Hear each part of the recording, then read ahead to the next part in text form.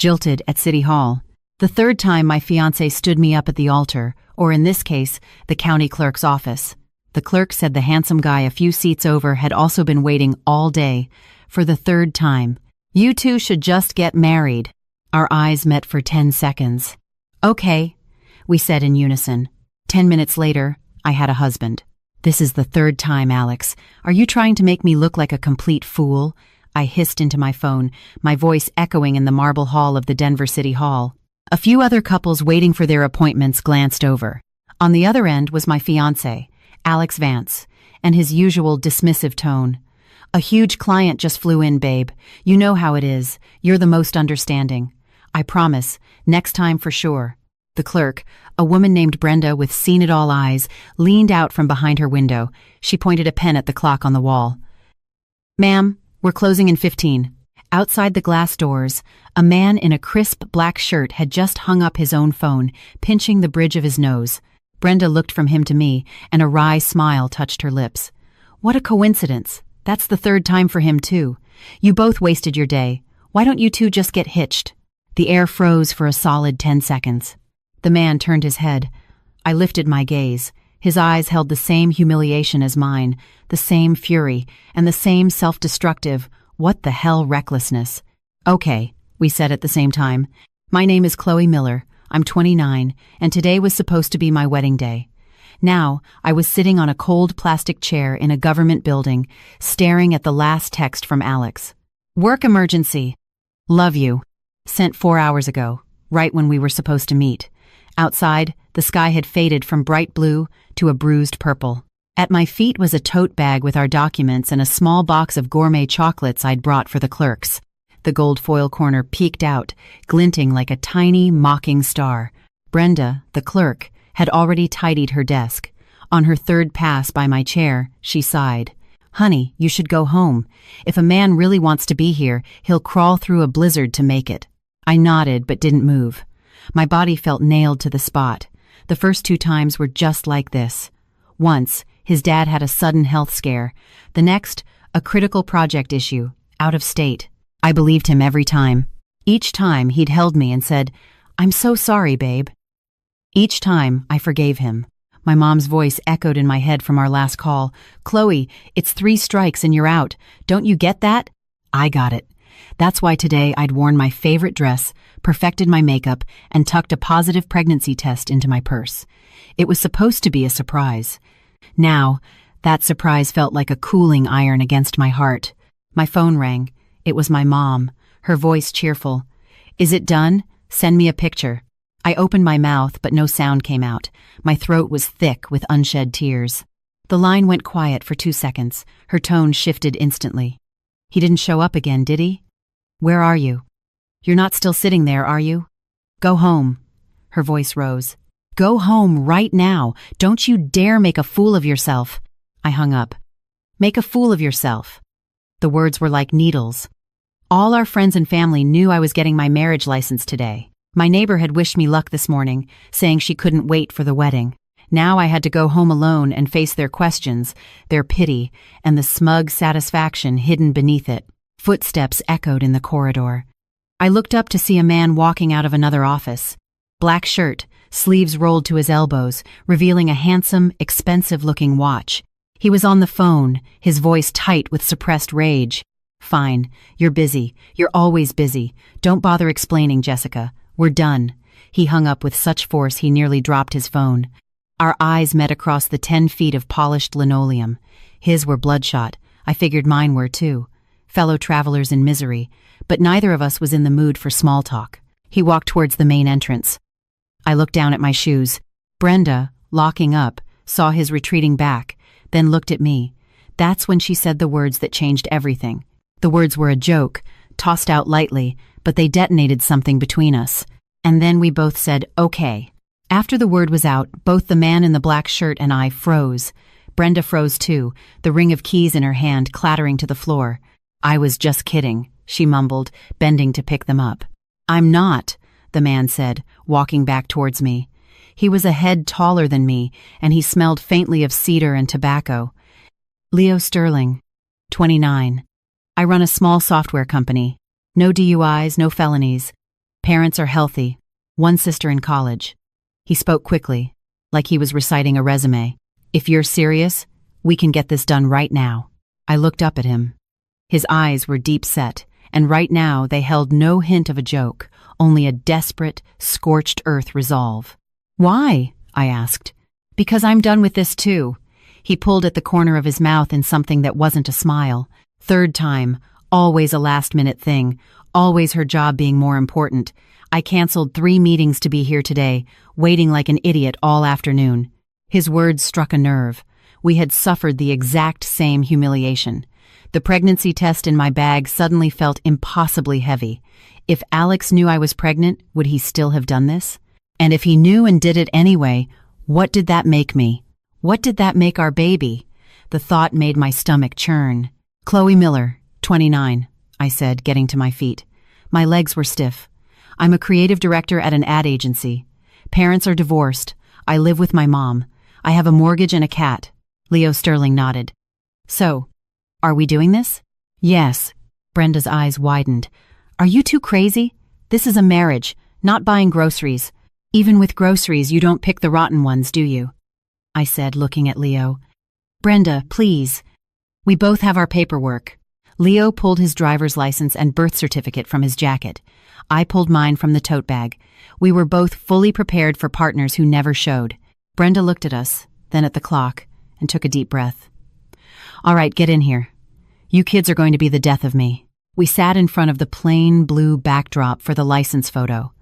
The young photographer looked from me to Leo, his mouth half open as if to say something, then thought better of it. Just as the flash was about to go off, Leo whispered, "Last chance to back out." "No regrets," I said, forcing a smile for the camera. In the photo, there was a fist's width of space between our shoulders.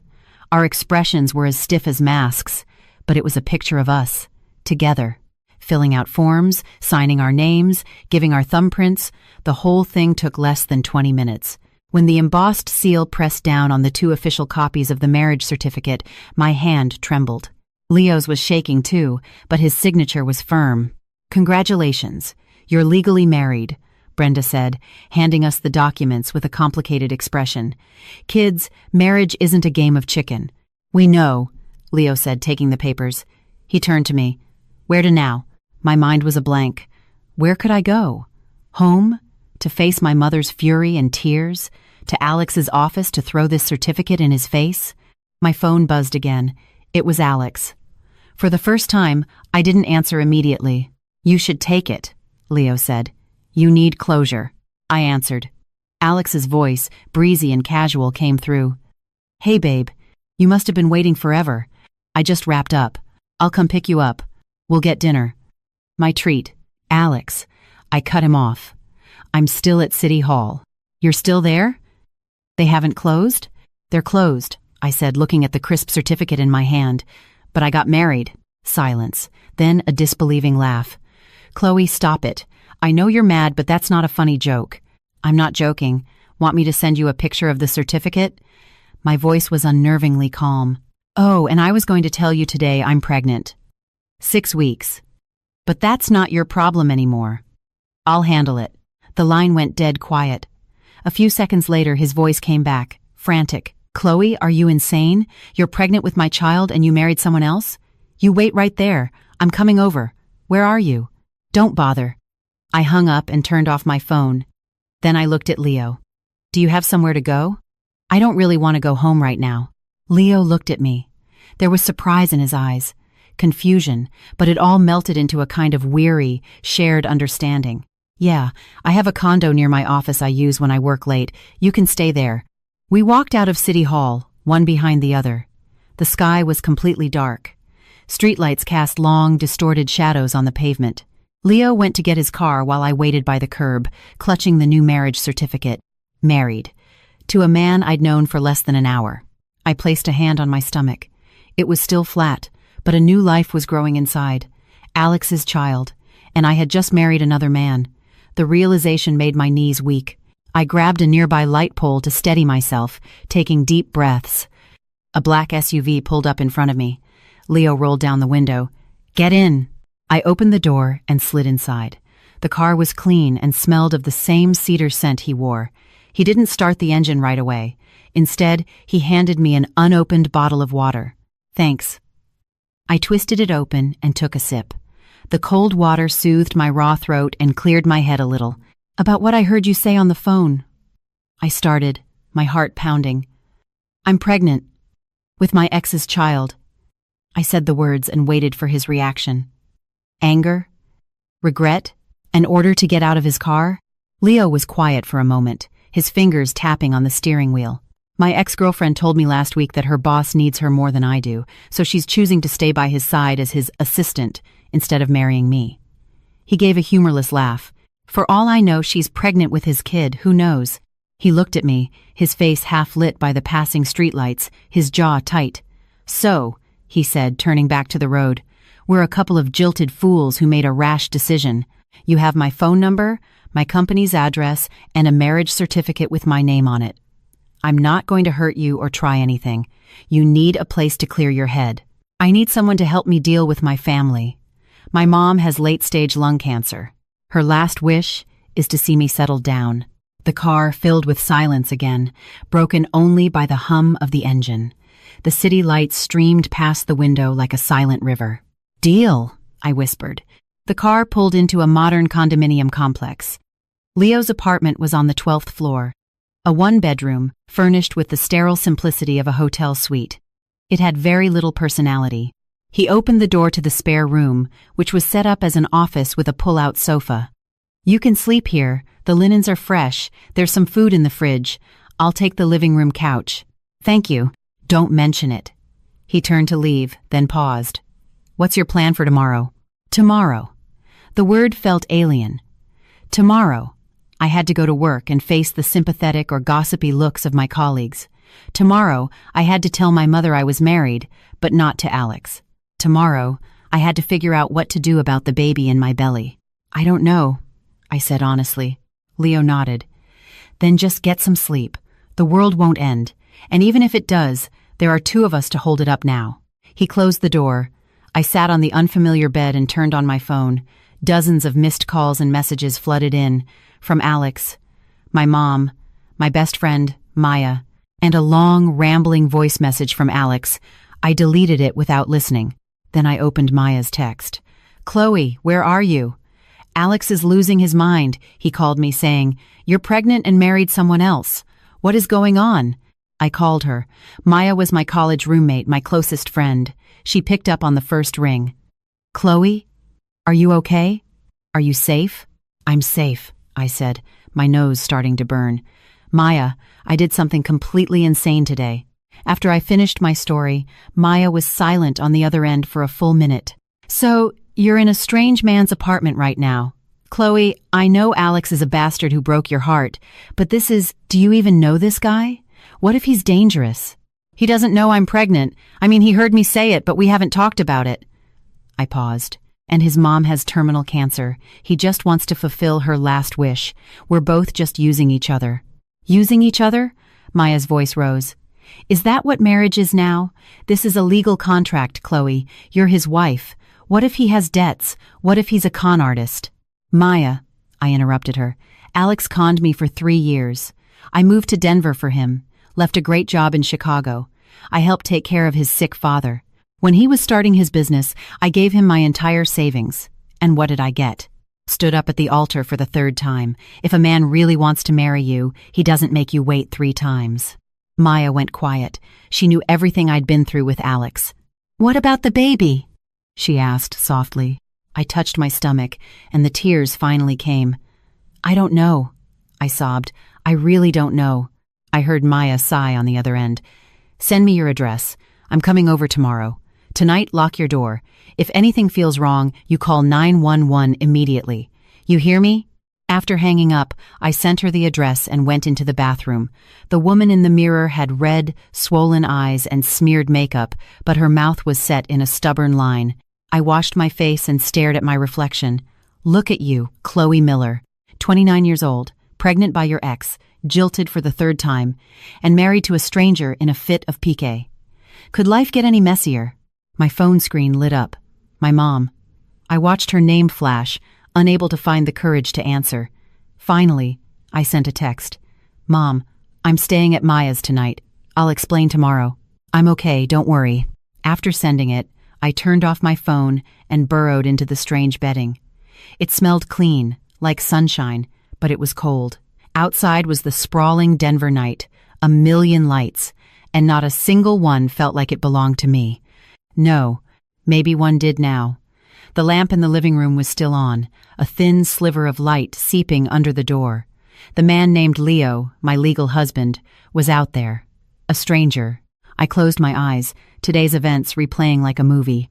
Alex's careless text, Brenda's pitying gaze, the resolve in Leo's voice when he said, "Okay," the thud of the official seal, Alex's panic on the phone. Did I do the right thing? I had no idea, but I knew that if I had to choose again, I would still walk into that office and sign my name, because some pain can only be covered by a greater pain. Some despair can only be broken by a more desperate act. Sleep finally came. Just before I drifted off, I heard faint footsteps in the living room, the sound of water running, and a light switch clicking off. Then, silence. This long, absurd, life-altering day was finally over. Sunlight sliced through the blinds, striping my face. I opened my eyes, disoriented for a few seconds. Unfamiliar ceiling, unfamiliar room, the faint scent of cedar in the air. Then the memories flooded back. City Hall, the marriage certificate, Leo, and the baby in my belly whose fate was still unknown. I shot up, my hand instinctively going to my stomach. I could hear soft movements from the living room. Taking a deep breath, I opened the door. Leo was already up, dressed in a simple white t-shirt and gray sweatpants, making coffee in the kitchen. The morning light framed his silhouette, making him seem more real than last night. "Morning," he said, glancing over his shoulder. His tone was as casual as a roommate's. "Morning," I replied, standing awkwardly in the middle of the room. On the coffee table, our 2 marriage certificates sat side by side, their official seals a glaring red. "Coffee or milk?" he asked. "Milk, please. Thanks." "I shouldn't have caffeine right now."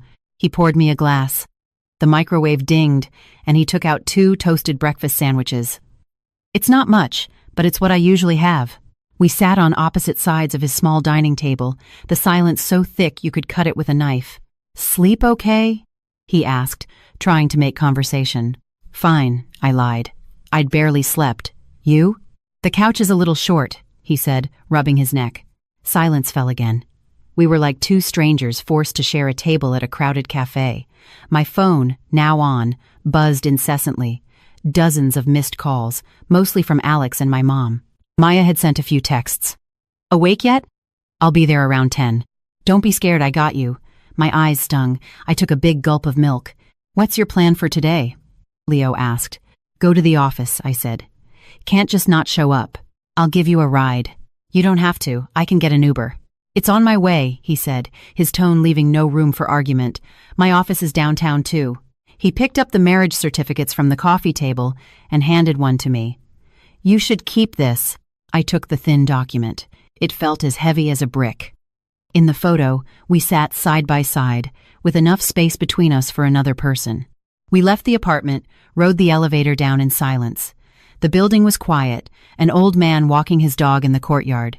We walked a few feet apart. His black SUV was in its designated spot. I hesitated for a second, then got into the passenger seat. The car was spotless, no clutter. He expertly backed out and merged into the morning rush hour traffic, a slow-moving river of steel. The radio played soft jazz, doing nothing to ease the tension. We both started at the same time. "You first," he said. "How is your mom?" I asked. His fingers tightened on the steering wheel. "It's terminal. The doctors say she doesn't have much time." His voice was low. Her biggest wish was to see me married. "I'm sorry," I said. "Why are you sorry? If it weren't for this, you wouldn't have." "I made my choice," he cut me off. "What about you? What are you going to do?" I knew he was asking about the baby.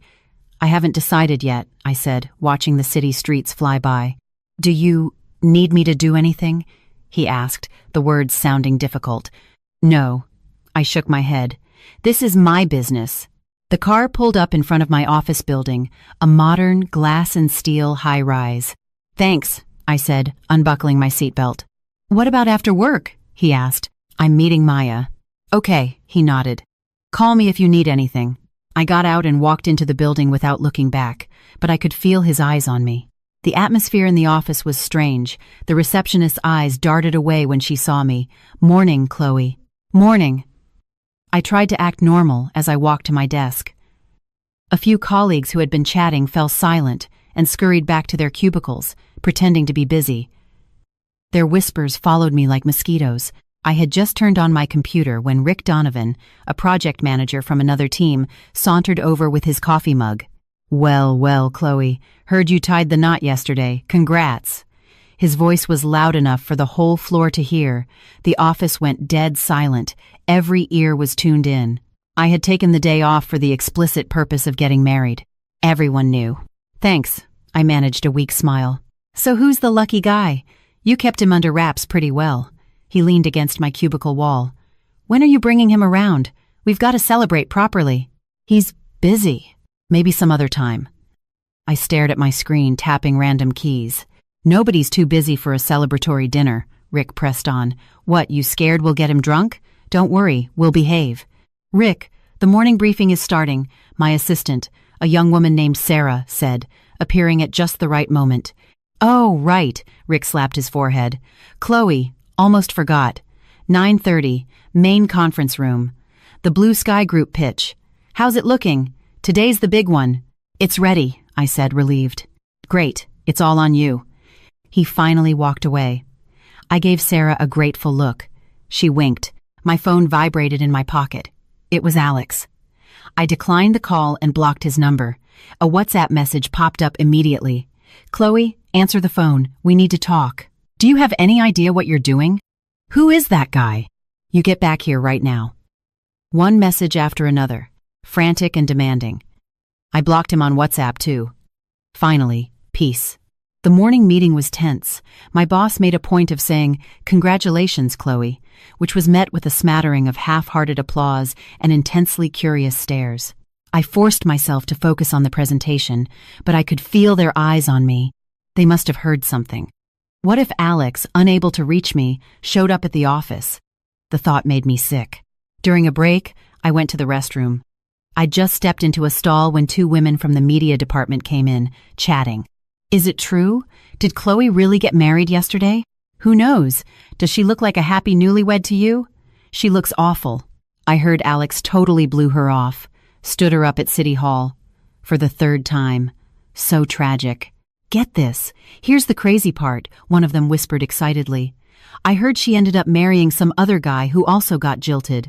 Right there, yesterday afternoon." "Oh my God, seriously? That's insane." "I know, right? Apparently the guy is decent looking, but who knows what he's really like. She's gambling with her whole life." "Well, you can't really blame her. Alex is a total jerk. Everyone in the office knows he's been getting way too friendly with that new intern at the front desk." "Shh, keep it down." The toilet flushed. I pushed open the stall door and walked out. The two women froze, their faces turning pale. I walked slowly to the sink, turned on the faucet, and began to wash my hands. In the mirror, my face was ashen, but my eyes were cold. "Jessica, Amanda," I said, turning off the water. "Chloe," they stammered. The updated media stats for the Blue Sky pitch.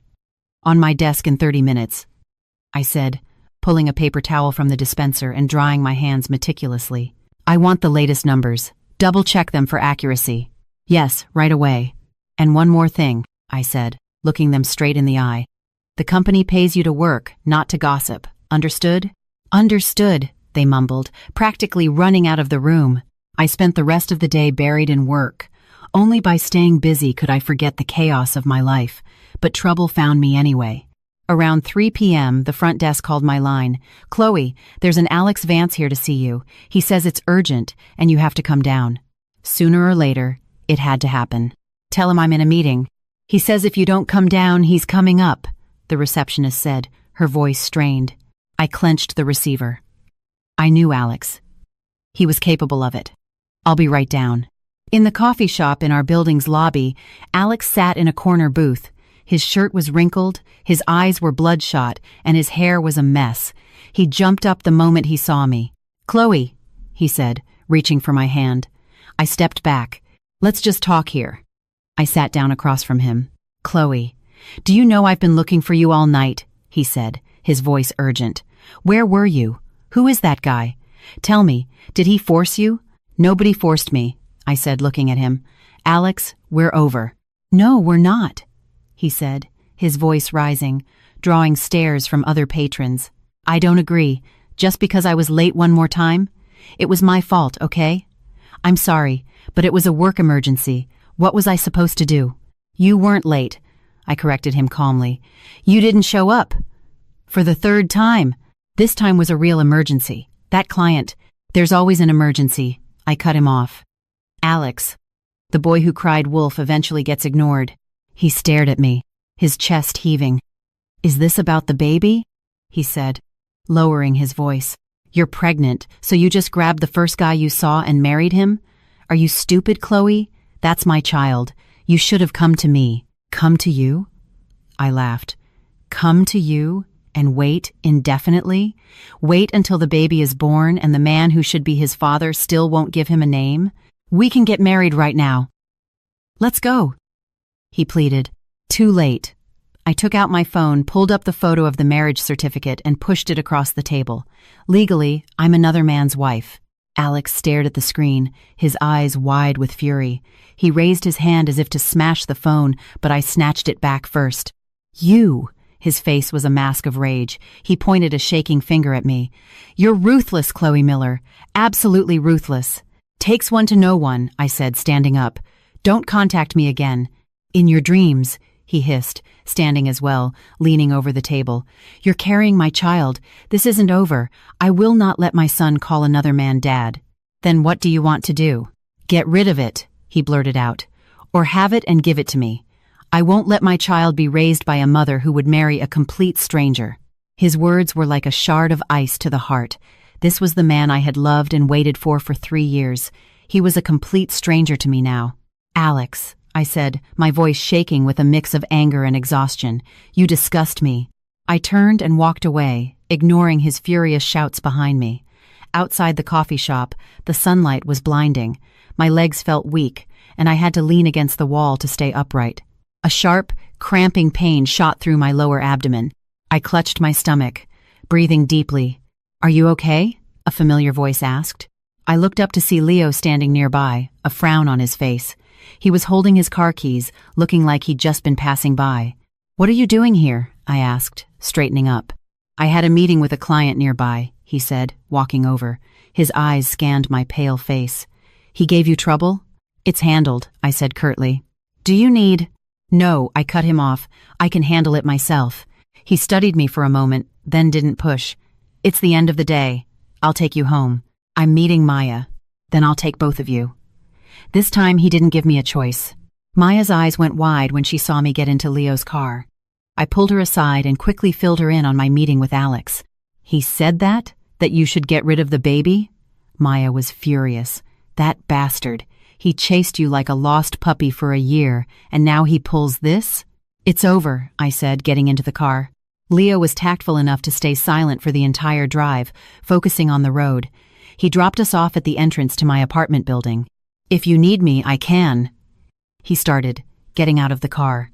"Thanks, but no," I shook my head. "Maya's here with me." He nodded, didn't say more, and drove off. "He seems decent," Maya said, watching his car disappear. "Better than that scumbag Alex, anyway. We've known each other for a day." "How can you tell?" I said, pulling her towards the building. Back in the familiar comfort of my apartment, I started to relax. Maya did a full sweep to make sure Alex wasn't lurking around before she finally settled down. "What about your mom? What did you tell her?" she asked. My scalp prickled. The inevitable. I took a deep breath and dialed her number. "Chloe, what happened yesterday? Did everything go smoothly? Send me a picture." My mom's rapid-fire questions hit me as soon as she answered. "Mom," I started, the words feeling heavy, "I got married." "I know you got married, as long as it's done. That Alex, even though he can be unreliable sometimes." "It's not Alex." I cut her off. The line went silent. A few seconds later, my mom's voice came back, an octave higher. What did you say? If it's not Alex, then who is it? Chloe, you better explain yourself right now. Alex didn't show up, I said, trying to keep my voice steady. He stood me up.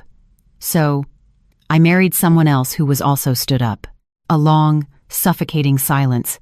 Then, a sharp intake of breath, thick with rage. Chloe, my mom's voice was trembling. Say that again.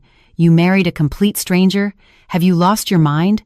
Mom, let me explain. I don't want to hear it, she shrieked. You go and get a divorce. Right now. This is ridiculous. What will people say? What will I tell the neighbors? That my daughter was so desperate she married some bum off the street. He's not a bum. His name is Leo Sterling. He runs his own company. He seems like a good person. A good person? What kind of good person marries a stranger on a whim? He's a con artist, that's what he is. Did he scam you out of money? What did he take from you?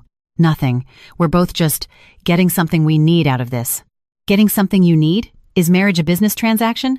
I'm telling you, Chloe, you divorce him right now, or you're no daughter of mine. Click. She hung up. I held the silent phone, feeling a chill spread through my body. Maya looked at me, worried. She took it badly, huh? I forced a smile that felt more like a grimace. About as expected.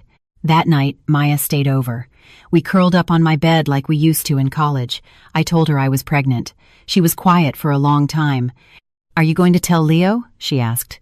I don't know, I whispered. I haven't thought that far. Are you keeping the baby? I don't know. I placed my hand on my still flat stomach. Maya, am I a complete failure? I'm 29. My career is stalled. My love life is a disaster. I'm in a sham marriage, and I'm pregnant with my ex-boyfriend's child. Don't talk like that, Maya said, pulling me into a hug. Alex doesn't deserve you. This is his fault. But it's my fault too. I mumbled into her shoulder. I was so stupid. I waited for 3 years, thinking he would change. The tears I'd been holding back finally broke free. Maya just held me, patting my back gently.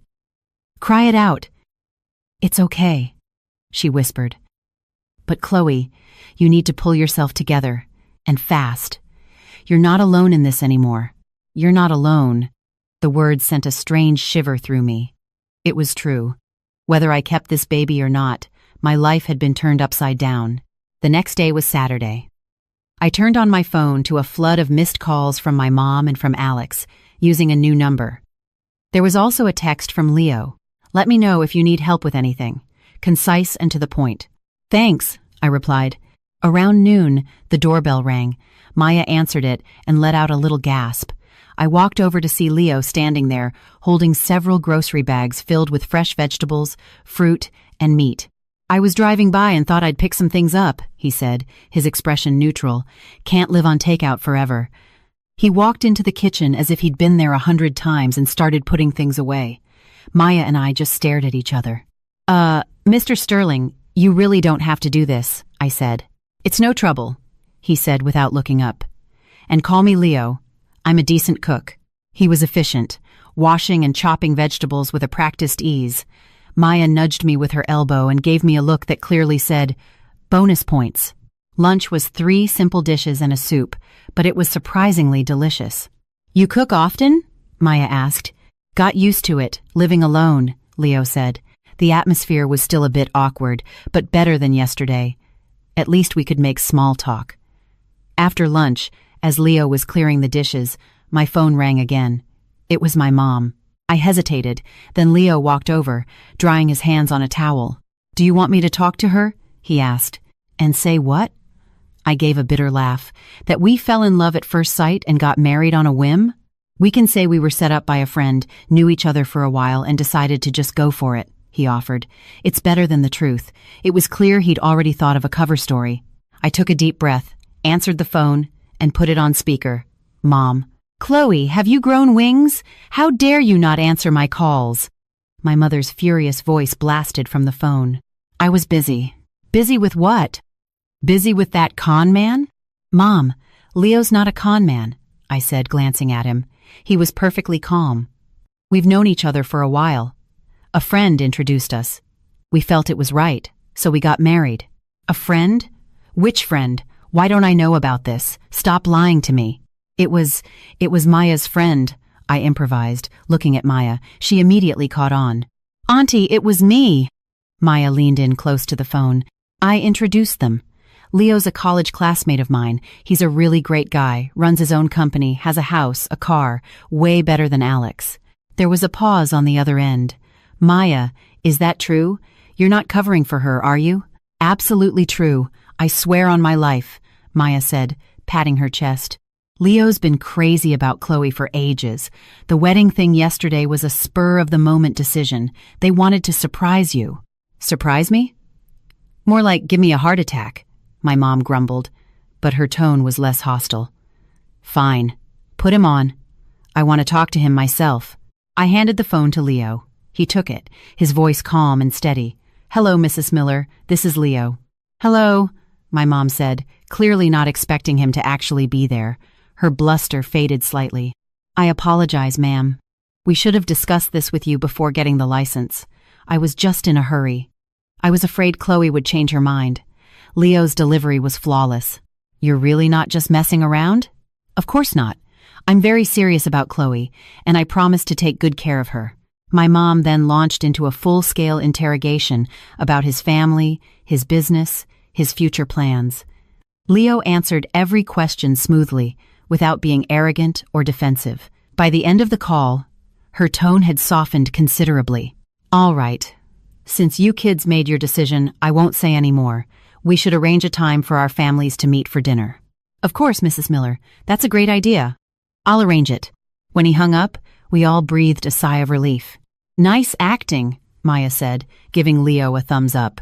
You too, Leo replied with a faint smile. When he smiled, faint lines appeared at the corners of his eyes, making him look less distant.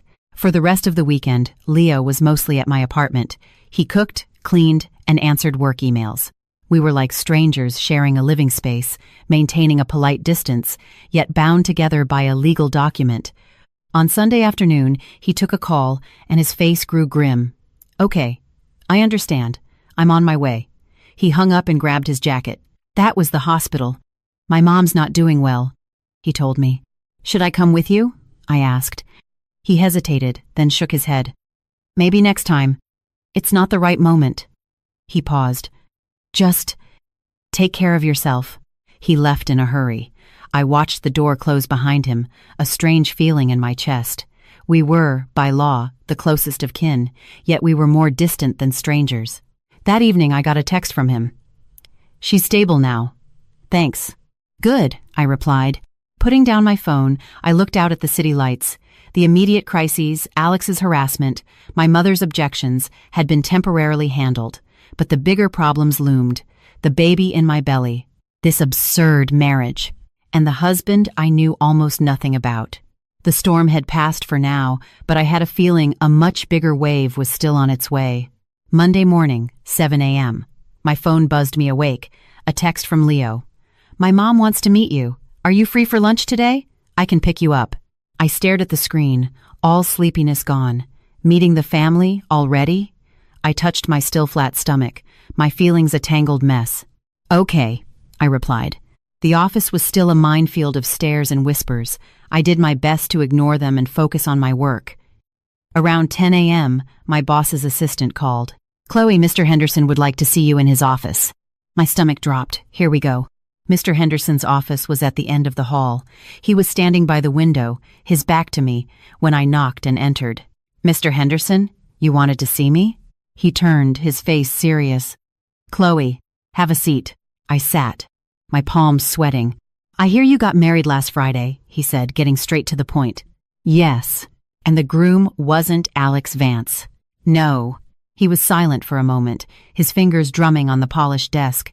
The company doesn't interfere in its employees' personal lives, but you're a director, Chloe. You represent the company. He paused. There are rumors that Alex stood you up and you married a stranger out of spite. I bit my lip, saying nothing. I trust you're not that reckless, he continued, looking me in the eye. But these rumors are bad for our image, especially with the Blue Sky Group account on the line. I need your assurance that your personal life will not affect your work. I promise, I said, meeting his gaze. I will give the Blue Sky pitch everything I have. My personal life won't be an issue. He nodded, his expression softening slightly. Good. You're one of my best directors. I'd hate to see your career derailed by this. He picked up a file. That's all. As I got up to leave, he added, "And Chloe, congratulations." Back at my desk, I took a deep breath and dove back into work. At 11:30 a.m., Leo's text came through. "I'm downstairs." I gathered my things and went down. His SUV was parked in its usual spot. I got in. "Nervous?" he asked, starting the car. "A little," I admitted, fastening my seatbelt. "My mom's a very kind person. Just a little chatty after being sick for so long," he said, trying to ease the tension. "Does she know the real story?" "She knows it was a whirlwind romance. I told her I fell for you at first sight and had to chase you for a long time before you agreed." "Thanks," I said, looking out the window. The hospital wasn't far. The scent of antiseptic filled the air. The hallways were quiet enough to hear our own footsteps. Leo stopped in front of a room, took a deep breath, and pushed the door open. "Mom, we're here." A frail woman was propped up against pillows in the bed. Sickness had worn her down, but you could still see the elegance she once possessed. Her eyes lit up when she saw me. "Hello," I said, stepping forward and placing the bouquet of flowers I'd bought on the nightstand. "I'm Chloe." "Call me Mom," she said, taking my hand. Her grip was surprisingly firm. Her smile was warm. "You two got married so fast. You didn't even give me a chance to prepare." I glanced at Leo. He gave a slight nod. "Mom," I said softly. "Yes, good girl. Come, sit." She held onto my hand, looking me up and down. So beautiful, even prettier than in the pictures. "Pictures?" I looked at Leo, confused. He cleared his throat. I showed Mom a picture of you before." Yes. Leo showed me your picture ages ago," his mom chirped. "Said you were a wonderful girl and he was going to marry you no matter what." She patted my hand. Now I can rest easy. Finally get to see my boy settle down. Her eyes grew misty. "Mom, you need to focus on getting better," Leo said gently. "I know this sickness won't get better," she said, wiping her eyes. "My only wish was to see Leo find a home. Now that's taken care of." She sighed. "All that's left is grandbabies." My heart skipped a beat. Leo smoothly interjected. "Mom, Chloe has to get back to work this afternoon. We should probably go grab some lunch." "Oh, yes, of course." "You two go on," she said quickly. "Chloe, dear, come over for dinner this weekend. I'll make you my specialty." "Okay. Thank you, Mom." As we left the room, we ran into the attending physician in the hallway. "Dr. Evans, how's she doing?" Leo asked. Dr. Evans adjusted his glasses. "Not great, I'm afraid. The cancer is spreading. I'd recommend starting another round of chemo as soon as possible." Leo's expression hardened. "What are the odds?" "About 30% success rate, and even if it works, it would likely only extend her life by a few months," the doctor said with clinical detachment. "Think it over and let me know." After the doctor left, Leo leaned against the wall and closed his eyes. I hesitated, then gently touched his shoulder. "She'll be okay." He opened his eyes, a flicker of vulnerability quickly masked. "Let's go eat." We ate at a small diner near the hospital in near silence. Finally, Leo broke it. "I'm sorry for dragging you into this." "I came willingly," I said, stirring my coffee. "Is your ex still bothering you?" he asked. "He called a few more times yesterday." I didn't answer. "Do you need me to handle it?" "No, I can handle it." I looked up. "Your mom's medical bills. If you need help, I have some savings." He looked surprised for a second, then shook his head. "No, I can manage. Thank you. Is your company doing okay?" I ventured. "It's a bit tight, but we'll get through it," he said briefly. Silence returned. After lunch, he drove me back to the office. Before I got out, he stopped me. "About this weekend, do you really want to come for dinner? If you're not comfortable, I can make an excuse." "I'll go," I said. "We can't disappoint her." He nodded. "Thank you." Back at the office, I noticed things on my desk had been moved. It was subtle, but I have a routine. I quietly checked my computer's login history. Someone had tried to access my account and failed. I pulled up the security footage for my office area. During the lunch break, Rick Donovan had come in. What was he after? Before leaving for the day, I got a message from Maya. "Chloe, huge news. A friend of mine saw Alex out with the intern from your office, Lauren. They looked very cozy. Attached was a blurry photo." It was definitely Alex, with a young woman at a cafe. My heart sank. Lauren was barely 20, bubbly, and had always been a little too friendly with Alex when he visited. I'd thought he just enjoyed the attention. "When was this?" I texted back. "Last Friday, the day you were supposed to get your license," Maya replied with an angry emoji. No wonder he was a no-show. He was on a date with a college kid. I gripped my phone, my knuckles turning white. When I left the building, Alex was there, blocking my path. He looked worse than before, unshaven and haggard. "Chloe, we need to talk," he said, trying to stop me. "We have nothing to talk about." I tried to walk around him. "Just 5 minutes, please," he begged, his eyes desperate. I looked around at the curious onlookers and gritted my teeth. "Over there." We moved to a quiet corner of the plaza. "Chloe, I know I messed up. Give me one more chance," he pleaded. "For the intern?" I asked coldly. His face changed. "You know? Last Friday. You weren't at City Hall because you were with her, weren't you?" He started stammering. "No, it's not what you think. We just had lunch, that's all. Nothing happened." "A 3-hour lunch? A lunch so important you forgot about getting married?" I shot back. I was stressed. "Okay?" I needed to unwind. He reached for my hand. "Chloe, I love you. Only you. That kid means nothing to me." I pulled my hand away, disgusted. "You make me sick, Alex. I'm a jerk, I know. I'm an idiot." He actually slapped his own face. "But you can't throw away 3 years of our lives over one mistake. You're carrying my child." "I'll handle the child," I said coldly. "Handle it how? Get an abortion? Or have it, and let that other guy raise it?" His voice rose. "Watch your tone." "Why should I?" He grabbed my shoulders. "That is my child. You either come back to me, or you get rid of it. There is no third option." "Let her go!" A calm voice cut through the tension. Leo was standing there, his face a thundercloud. "Who the hell are you?" Alex snarled. "Her husband," Leo said flatly, pulling Alex's hands off me. "This is America. Assault is a crime." Alex rubbed his wrists, glaring at Leo. "So you're the guy who picked up my leftovers. You know she's pregnant with my kid, right?" "I know." Leo's voice was steady. "And you still married her? What's in it for you? You like playing daddy to another man's kid?" Alex sneered. Leo took a step forward. He was slightly shorter than Alex, but his presence was far more intimidating. "First, who I marry is none of your business. Second, if you harass my wife again, I will call the police. And third," he lowered his voice, "I know your company is trying to land a deal with Blue Sky Group. Funnily enough, I'm good friends with their VP of acquisitions. If I see you near Chloe again, I can't guarantee that deal will go through." The color drained from Alex's face. How did you know that?" "Get lost," was all Leo said. Alex looked from Leo to me, and back again. Finally, he stalked off, muttering curses. On the drive home, we were silent. It wasn't until we were parked in my building's garage that Leo spoke.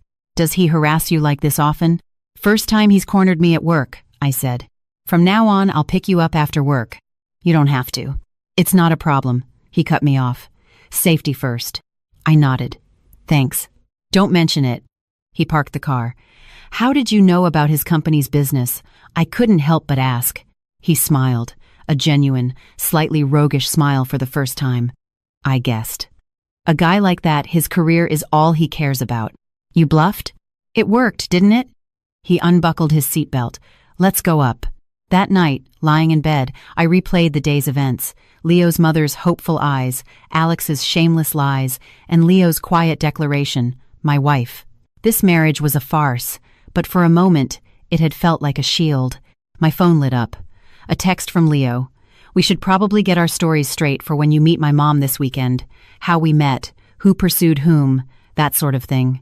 I thought for a moment and typed back, "Okay, you write the script. I'll play my part." A few minutes later, a long text arrived. It was a detailed, surprisingly romantic story of our courtship. It was seamless. "You have a talent for fiction," I replied. "In business, you have to be good at everything," came the quick response. "Thank you for today," I texted. "Of course," he replied instantly. "Good night." Good night. On Wednesday morning, I was called into a meeting as soon as I arrived. In the conference room were Mr. Henderson, Rick, and a few other senior managers. The mood was grim. Chloe, we have a serious problem, Mr. Henderson said. Our pitch for Blue Sky Group, the core creative, has been leaked. My blood ran cold. What do you mean? Our competitor, Starbright Solutions, released their new campaign concept this morning. It's almost identical to ours. Mr. Henderson slid a tablet across the table. It was true. Starbright's pitch was a carbon copy of the strategy we'd been developing for weeks. That's impossible. That project was completely confidential. That's the problem, Mr. Henderson said, his eyes on me. The company is launching an internal investigation. Until it's concluded, you are suspended from your duties. I felt like I'd been plunged into ice water. You suspect me?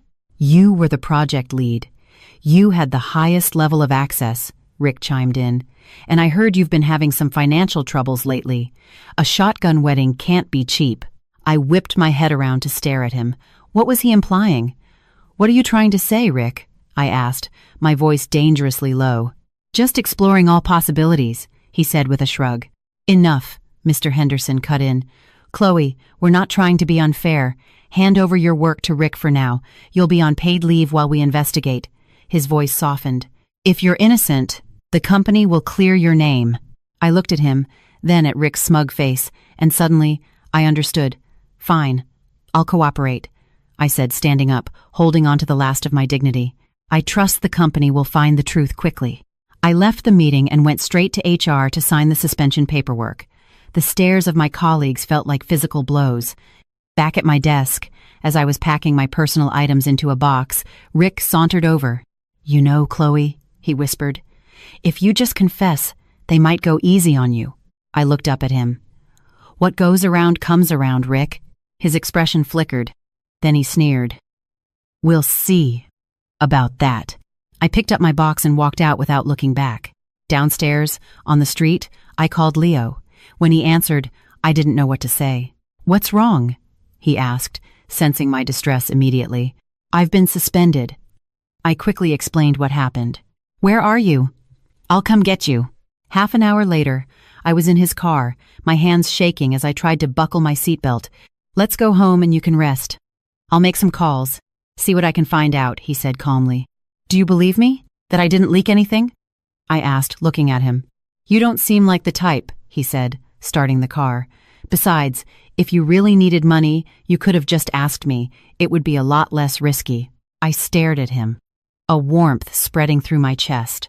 The man I'd dated for 3 years probably wouldn't have believed me. This stranger I'd known for less than a week did. Without question. Back at my apartment, I lay on the couch, overwhelmed by exhaustion.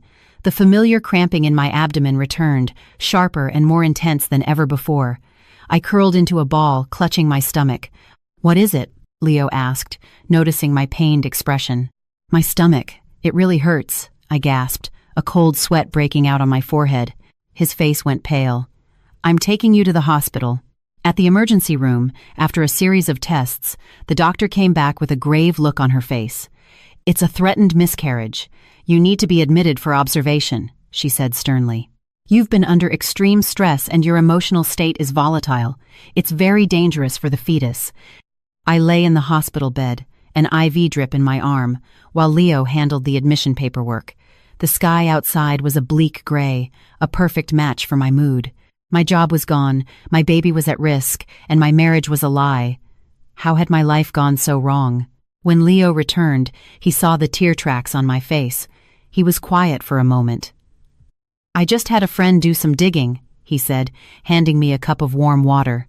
The project lead at Starbright Solutions is Rick Donovan's old college roommate, and Rick met with someone from Starbright last week. My eyes widened. You mean, it's just a theory, no proof, he said, sitting by the bed. But if he leaked the files and framed you, he must have left a trail. But why? I never did anything to him. You were in his way, Leo reasoned. Henderson is looking to promote a new VP. You and Rick were the top 2 candidates. I was stunned. I hadn't even known about the promotion. Just rest for now. The baby is what's important, he said, tucking the blanket around me. I'll figure out the work stuff. Why are you helping me so much? I asked. He was silent for a moment. We're in the same boat now. Helping you is helping myself. It was a practical reason. But underneath it, I heard a note of something else. Something that sounded like kindness. I was in the hospital for 3 days. Maya came to visit, bringing a USB drive. "I got a friend to pull the security logs from the office," she whispered. "Guess what I found? Not only did Rick go through your desk, he plugged a flash drive into your computer." My heart pounded. "Is there proof?" "The camera caught him plugging it in, but you can't see what he copied," Maya said. "But my friend, the hacker one, says he might be able to recover your computer's deleted activity logs." Just then, the door opened. Leo walked in, his face drawn and pale. "I just got a call," he said, his voice hoarse. "My mom, she's taken a turn for the worse. They've moved her to the ICU." My heart clenched. "Is it serious?" "The doctor said to prepare for the worst." He leaned against the wall and slowly slid to the floor. "She wants to see you one last time." I pulled the IV needle from my arm and struggled to get out of bed. "What are you doing?" Maya cried out. "I'm going to see her," I said, fighting a wave of dizziness. "But the doctor said you can't move." "It's okay." I held onto the bed rail to steady myself. "She's my mother-in-law. Legally." Leo looked up at me, his eyes filled with a complex mix of emotions. In the ICU, we stood outside the glass, looking at his mother, hooked up to a dozen machines. She was unconscious, her breathing shallow. "They say it could be any day now," Leo whispered. I took his hand. It was ice-cold and trembling. "She should think you're happy," I said. "What?" "She should believe the story, that we're happy." I looked at him. In her last moments, letting her see her son settled and in love is better than her knowing the truth, right? He squeezed my hand, hard. That night, his mother regained consciousness for a short while. We scrubbed in and went into her room. She couldn't speak, but she looked at us, her eyes filled with peace. Her gaze drifted down to my stomach, a look of hopeful longing on her face. A pang of guilt and sorrow shot through me. After we left the room, Leo said, "Thank you." "Don't thank me," I said, staring out at the dark sky. "To be honest, I'm a little jealous of you." "Jealous of what?" "At least your mom truly loves you. All she wants is for you to be happy," I said softly. "My mom, she's more concerned with appearances." He was quiet for a moment. "When your mom truly accepts us, things will get better. Us." The word sounded so natural, as if we were a real couple. The next day, Leo's mother passed away peacefully in her sleep. Leo was consumed with funeral arrangements. I was forced by the doctors to remain in the hospital to protect the pregnancy. Maya continued to dig into Rick's dealings, but it was slow going. Alex sent a few more apologetic texts, which I deleted without reading. A week later, I was discharged. Leo, having handled the funeral, looked thinner and worn out, but he was calm. "This was my mother's," he said, handing me a beautiful jade bracelet. "It's the Sterling family heirloom, for the woman who marries into the family. She wanted to give it to you at our wedding, but..." I took the bracelet, my heart heavy. "And this." He produced a document. Her will. She left us the old family house. "That's too much. I can't accept it," I said, trying to give it back. "Please, take it." "It was her wish," he insisted. "Besides, we're husband and wife. It's legally community property." Husband and wife. There was that phrase again. That weekend, we went to clear out his mother's house.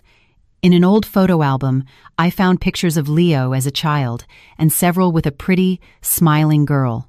"Jessica?" I asked. He nodded, closing the album. That was a long time ago. In the back of a drawer, I found an envelope addressed to Leo and Chloe. Inside were 2 letters, one for him, one for me. My letter read, "Chloe, my dear daughter-in-law, by the time you read this, I'll likely be gone. Don't be sad. I was sick for a long time, and this is a release. My biggest worry in life was always Leo. His father died young, and I raised him alone. I was so proud to see him build his business, and all I wanted was for him to find a family. Now that he has you, I am truly happy. Leo can be stubborn, and he keeps things bottled up. Please be patient with him. Take care of each other, live well, and give me a grandchild to smile about from heaven. Love, Mom." I finished the letter with tears streaming down my face. Even though she knew our marriage was a fiction, this kind woman had offered me her genuine heart. That night, back at my place, Leo handed me a box. "For you." Inside was a new phone, Your old one might be compromised. This one is secure, he said. How did you know? I asked, surprised. A guy like Rick, if he's willing to frame you, he's willing to use dirtier tricks, he said calmly. I had a friend look into it. He's been in contact with a private investigator. A chill went down my spine. And he hesitated. I found a secret bank account of his. A large sum of money was deposited into it recently from an offshore account. Can you prove he leaked the files? Not yet, but it's a start. He looked me in the eye, his expression serious. Chloe, I want to make you a deal. What deal? You helped me with my family. Now, I'll help you with your job, he said. When this is all over, if you still want a divorce, I will respect your decision. And if I don't? I whispered. He was taken aback for a second, then a faint smile touched his lips. Then we'll keep going. Just then, my new phone rang. It was Maya. Chloe, I've got it, she said, her voice electric with excitement. My friend recovered Rick's deleted computer logs. We have proof he leaked the files. She took a breath. And guess who was pulling the strings behind him? Who? Alex. I felt like I'd been struck by lightning. Alex promised Rick a VP position at his company if he helped, Maya said, her voice shaking with rage. They were in it together. They didn't just want to ruin your career, they planned to take over the Blue Sky account after our company was discredited. I gripped the phone, my knuckles white. Leo watched me, his expression grim. And there's more, Maya continued. It sounds like they were planning something else. Alex let something slip to a mutual friend, something about how, if I can't have her, I'll destroy her. At that exact moment, there was a frantic pounding on the door. A familiar voice, slurred with alcohol, yelled from the hallway. Chloe, I know you're in there. Open the door. It was Alex. If you don't open this door, I'll tell the whole building what kind of person you are. I looked at Leo, a terrible premonition washing over me. What else was Alex hiding? What did he mean by destroy? The pounding grew heavier, Alex's shouts echoing down the hall. I looked at Leo. He motioned for me to stay quiet, then walked to the door. Looking through the peephole, I saw Alex swaying, a bottle of whiskey in his hand. Chloe, open up, he bellowed. If you don't, I'll tell everyone about the dirty little things you did at the office to get ahead. Leo quietly unlocked the deadbolt and yanked the door open. Alex, who had been leaning against it, stumbled into the apartment. You, he stammered, seeing Leo. Get out, Leo said, blocking his path, his voice like ice. This is my ex's place. Who are you to tell me to get out? Alex slurred, trying to steady himself. He pointed a shaking finger at me. Chloe, come out here. We're not finished. We finished a long time ago, I said, stepping out from behind Leo. Legally, I'm Leo's wife. If you don't leave now, I'm calling the police. The police? Alex let out a wild laugh. Go ahead. Let's see what the cops have to say about a woman who gets pregnant with my child and then marries another man. Let's see who they side with. He waved the bottle, splashing whiskey on the floor. Alex, you're drunk, I said, trying to stay calm. I'm not drunk. I'm perfectly clear, he yelled. Clear enough to remember colluding with Rick Donovan to leak company secrets and frame me? I asked, staring him down. Alex froze, the drunken haze seeming to evaporate from his eyes. What are you talking about? I'm talking about you paying Rick to steal my proposal, sell it to a competitor, and then pin the blame on me, I said, enunciating every word. The company is investigating. Once they have proof, you and Rick are both going to jail. The color drained from Alex's face. He dropped the bottle, which shattered on the floor. How do you know? He stammered, taking a step back. You can't hide things forever, Leo said, taking a step forward. For every step Leo took, Alex took one back. Alex, if you leave now, you might have a chance, but if you wait for the police to come knocking, it'll be too late. Alex looked from me to Leo, and his bravado crumbled. He collapsed onto the floor. I didn't want to do this, he sobbed, holding his head. My company. It's going under. I'm drowning in debt. He looked up at me, tears streaming down his face. Chloe, I was desperate, Rick said. If we could just get the Blue Sky contract, it would save the company. So you sold me out, I said, feeling nothing but cold disgust. It was Rick's idea, he pleaded. He said if he could get you fired, he'd get the promotion, and then he could steer the contract to me. And you agreed. I didn't have a choice, he wailed, grabbing at my pant leg. Chloe, for the sake of our 3 years together, please, let this go. I was wrong. I was so wrong. I looked at his pathetic form. Any love I once had was gone, replaced by pure revulsion. Get up, Alex, I said. Face the consequences like a man. He just stared at me blankly. Leo had already picked up his phone. Are you walking out of here on your own, or should I call 911? Alex slowly got to his feet, his expression shifting from pleading to pure hatred. You're a cold one, Chloe, he spat. But don't think you've won. This isn't over. He stumbled to the door. You're going to regret this. The door slammed shut. The apartment was suddenly silent. I looked at the broken glass and spilled whiskey on the floor and felt a wave of dizziness. Leo steadied me. Sit down. He led me to the couch and went to get me some water. What did he mean? This isn't over, I asked. He's just bluffing, Leo said, handing me the glass. But we should still be careful. He started cleaning up the mess. I watched his back, a surreal feeling washing over me. This man, a stranger just a few weeks ago, was now my protector. Leo, I said. He turned. Yeah? Thank you. Don't mention it, he said, continuing to clean. We're on the same team now. The next day, Maya came over first thing in the morning with more information. My friend hacked into Rick's personal email last night. Look at this. She handed me her tablet. On the screen was an email from Alex to Rick, sent the day before my suspension. The message was short. Got the files. Payment sent. Proceed as planned. Make sure she can't recover. Attached was an encrypted file. Can you decrypt it? I asked. My friend is trying, but it'll take time, Maya said. But more importantly, I looked into Alex's company finances. She pulled up another file. He's been in trouble for 6 months. He owes the bank over $300,000, not to mention what he owes suppliers. So he was desperate, Leo concluded, but the Blue Sky contract isn't big enough to cover a hole that deep. So he had another plan, I reasoned. What could Rick give him? Resources? A position? Maya guessed. Or, Leo said suddenly, he never planned to pay anyone back. We both looked at him. What do you mean? I had someone trace Alex's recent financial activity, Leo said, pulling out his phone. Last week he wired $50,000 to an offshore shell corporation. Money laundering? Maya gasped. Or getting ready to flee the country, Leo said, looking at us. If that's the case, framing Chloe wasn't just about the contract. My blood ran cold. He wanted to make me the scapegoat, to buy himself time. It's very likely, Leo nodded. He could liquidate his assets and disappear, leaving you to take the fall. That son of a bitch! Maya slammed her hand on the table. We have to get concrete proof before he runs, I said. Rick is the weak link, Maya mused, but he's careful. I have an idea, Leo said. He pulled out another phone. This is a burner phone Alex and Rick were using to communicate. A friend of mine got me the number. I stared at him. How? You pick up a few contacts in business, he said with a shrug. Now, we just need to set a trap. 3 days later, Leo's company hosted a small networking event.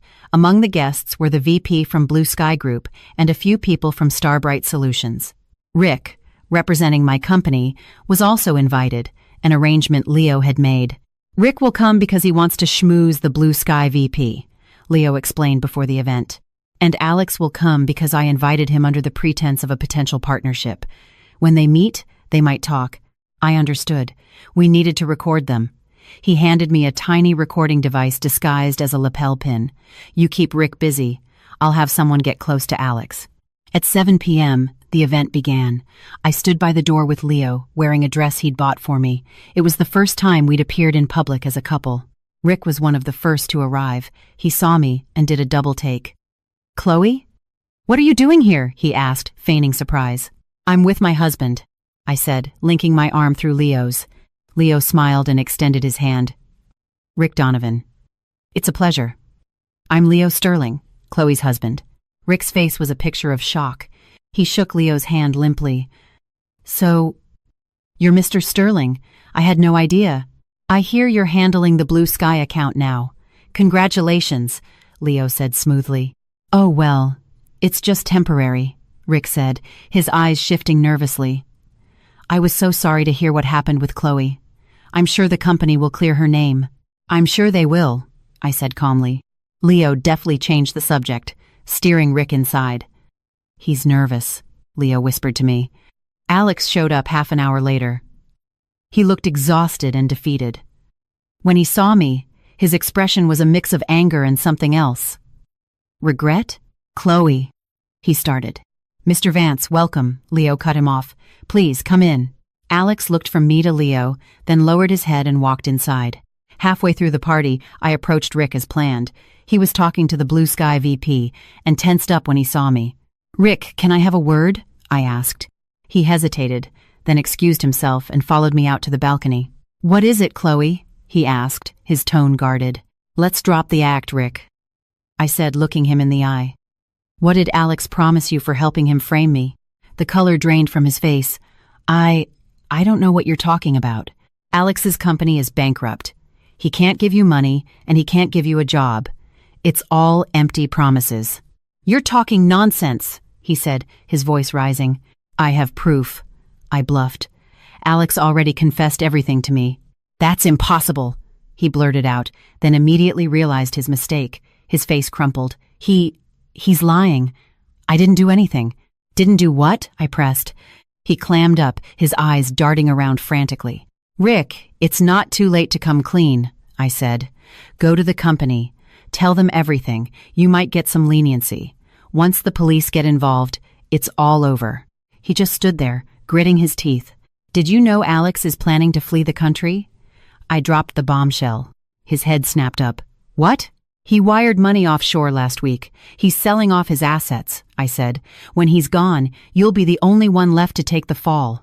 Sweat beaded on Rick's forehead. How do I know you're telling the truth? Check for yourself, I said. With your connections, it shouldn't be hard to look into his finances. He was silent. In the distance, I saw Leo give me a subtle signal. The plan was working. After the party, in the car, we reviewed the night. Did you get the recording? I asked. We got it, Leo said. Rick and Alex met in the restroom. The audio is faint, but you can hear the important parts. What did they say? Alex told Rick to hang tight, promised he'd take him with him when he left the country, Leo said with a sneer. But Rick's not an idiot. He demanded to see some money first. Dogs fighting over a bone, I said. What now? Now we wait, Leo said, starting the car. Rick will investigate Alex's finances. When he finds out Alex really is planning to skip town, he'll panic. He'll either come to us, or he'll go to the company to save his own skin. Sure enough, 2 days later, Rick called me. Chloe, can we meet? His voice was hoarse. Where? The coffee shop downstairs from the office, he said. Come alone. I looked at Leo. He nodded. Okay. Rick looked like he hadn't slept in days. His eyes were shadowed, and he hadn't shaved. Chloe, sit. He'd already ordered a latte for me. Have you made up your mind, Rick? I asked. He laced his fingers together, his knuckles white. Alex is really running. You checked. I did, he said with a bitter laugh. His condo is on the market. His company filed for bankruptcy. He looked up at me. He promised me $1 million and a stake in an overseas venture. Empty promises, I said. I know that now, he said, his head sinking. I was desperate. Why? I asked. You were a director. You had a great career ahead of you. Why risk it all? He was silent for a long time. My daughter, he finally said, his voice trembling. She has a congenital heart defect. She needs a special surgery in Switzerland. It costs over $200,000. I couldn't get a loan. Alex said if I did this one thing for him, he'd pay for the whole thing. I was stunned. I never would have guessed. So you agreed. I didn't have a choice, he said, his eyes filling with tears. She's only 5 years old. I couldn't just watch her. He choked on his words. My feelings were a complicated mess of pity and anger. What are you going to do now? I asked. I'll confess, he said, wiping his eyes. I'll tell the company everything. I'll take whatever punishment they give me, but please, don't call the police. Why not? I can't go to jail, he pleaded. My daughter needs me. My wife's health isn't good either. Did you think about my situation when you were framing me, Rick? I asked. He looked down. I'm sorry. Sorry doesn't fix anything, I said. You have 2 choices. Confess to the company, cooperate with the investigation, and hope for leniency. or wait for the police to arrest you. The first one, he said immediately. But I have one condition. What is it? Please, don't tell anyone about my daughter, he begged. My wife doesn't know what I did. She thinks I borrowed the money for the surgery. I looked at him, this once arrogant man, now utterly broken. Pathetic, but also pitiable. I can agree to that, I said, but you have to give me everything you have on Alex. I have it, he said eagerly. Our text messages, the wire transfer receipts, even backups of files he told me to destroy. I saved everything. Why? I asked. Insurance, he said with a grim smile. In our line of work, you always keep an ace up your sleeve. That afternoon, Rick submitted his confession to the company. Mr. Henderson called an emergency meeting. I was there. Rick stood before the board and admitted everything, providing a mountain of evidence that proved Alex had orchestrated the entire plot.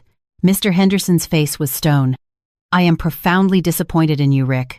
I'm sorry, sir, Rick said, bowing his head. Sorry? Mr. Henderson scoffed. This is a criminal offense. The company will be turning this matter over to the police.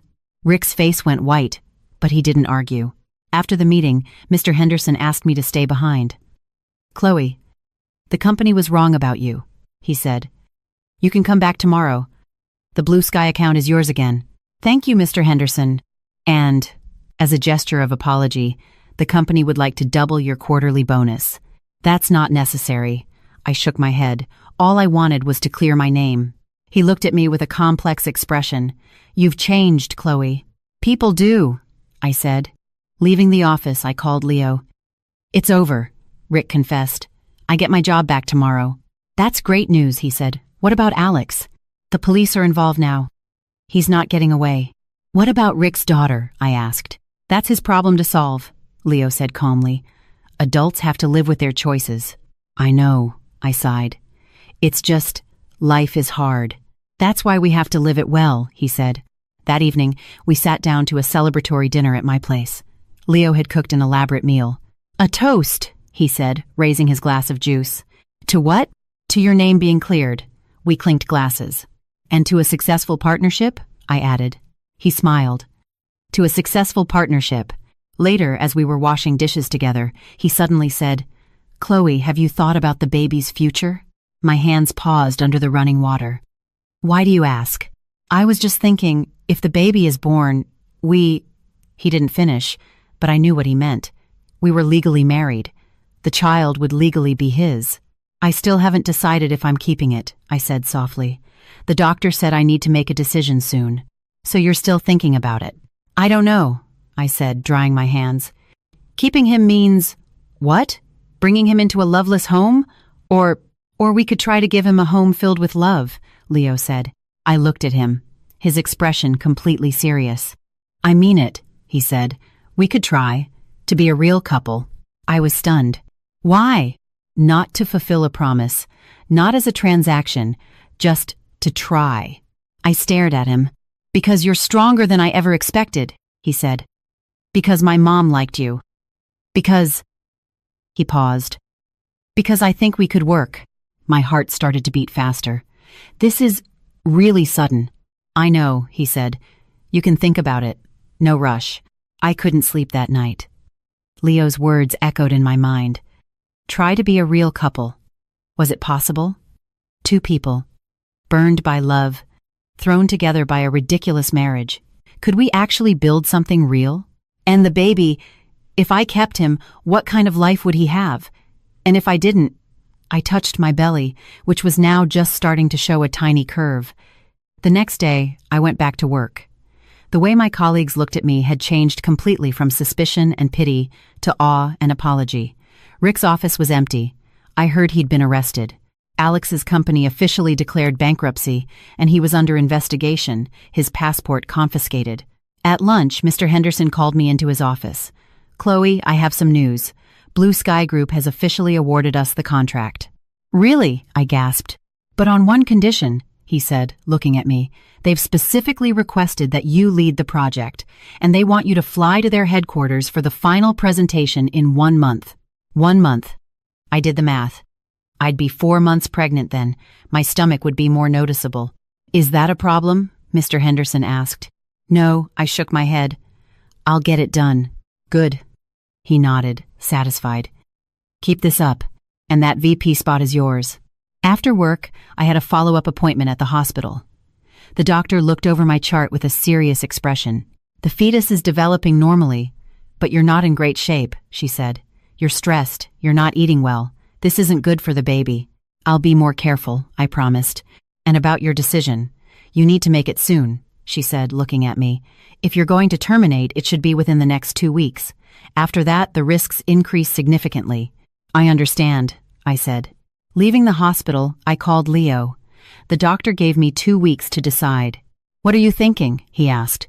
I don't know, I said honestly. I want to keep him, but I'm afraid I can't give him a good life. A life is something we can build together, he said. Chloe, I'm not kidding. If you're willing, we can raise this child together. Even though he's not yours? Legally he is, he said. And that's enough. That night, Leo took me to a movie, a light-hearted comedy.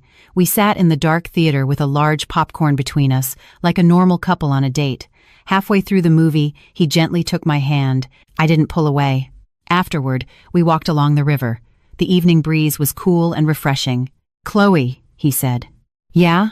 If we really did this, what kind of life would you want? I thought about it. Quiet. Stable. Full of mutual respect. And? Trust, I said. No lies, no betrayals. That's not asking for much, he said. But it's hard to find, I said with a sad smile. We could try, he said again. This time, I looked him in the eyes. Leo, are you sure? This isn't out of pity or because of the promise you made to your mom? You really want to be with me? He was quiet for a moment. At first, yes, it was pity. And it was for my mom, he admitted. But not anymore. He stopped walking and faced me. Chloe, I admire your strength, your intelligence. I admire that you've seen the worst in people but still managed to be kind. His gaze was intense. I want to be with you. Not as a compromise, not as a convenience. For real. The wind blew my hair across my face. The city lights glittered on the river's surface. Okay, I heard myself say. Let's try. He smiled. A real, genuine, happy smile. And in that moment, I thought, maybe this ridiculous marriage wasn't a mistake. Maybe it was a beginning. A terrible, messy beginning, but one that could lead to something good. But life has a way of kicking you when you think things are finally looking up. 3 nights later, Leo got a phone call, the color drained from his face. I'll be right there. He hung up and grabbed his jacket. What is it? I asked. Trouble at the company, he said, his face grim. Someone reported me for tax fraud. The IRS is there right now, going through my books. How is that possible? I stood up. I don't know. He rushed out the door. Go to sleep. I'll handle this. He didn't come back. At midnight, I called him. No answer. A feeling of dread crept over me. At 1 a.m., the doorbell rang. I ran to open it. 2 police officers stood on my doorstep. Ma'am, are you Chloe Miller? One of them asked. Yes. It's about your husband, Leo Sterling. He's been taken into custody for questioning regarding an ongoing investigation into wire fraud and tax evasion. He handed me a notice. This is the official documentation. Please sign here. I took the paper, my hand shaking. Where is he? At the federal building downtown, the other officer said. No visitations are allowed at this time. Please wait for further notice. They left. I closed the door and slid down to the floor, my back against it. The paper fluttered from my hand. In black and white, it detailed the allegations. Leo's company was suspected of creating fraudulent transactions to obtain bank loans. The amount was substantial. If convicted, he could face more than 10 years in prison. I looked around the empty apartment. Just hours ago, I'd felt a glimmer of hope. Now, I was back in the abyss. My phone rang. An unknown number. I answered. On the other end was Alex's manic laughter. Chloe, I told you you'd regret this.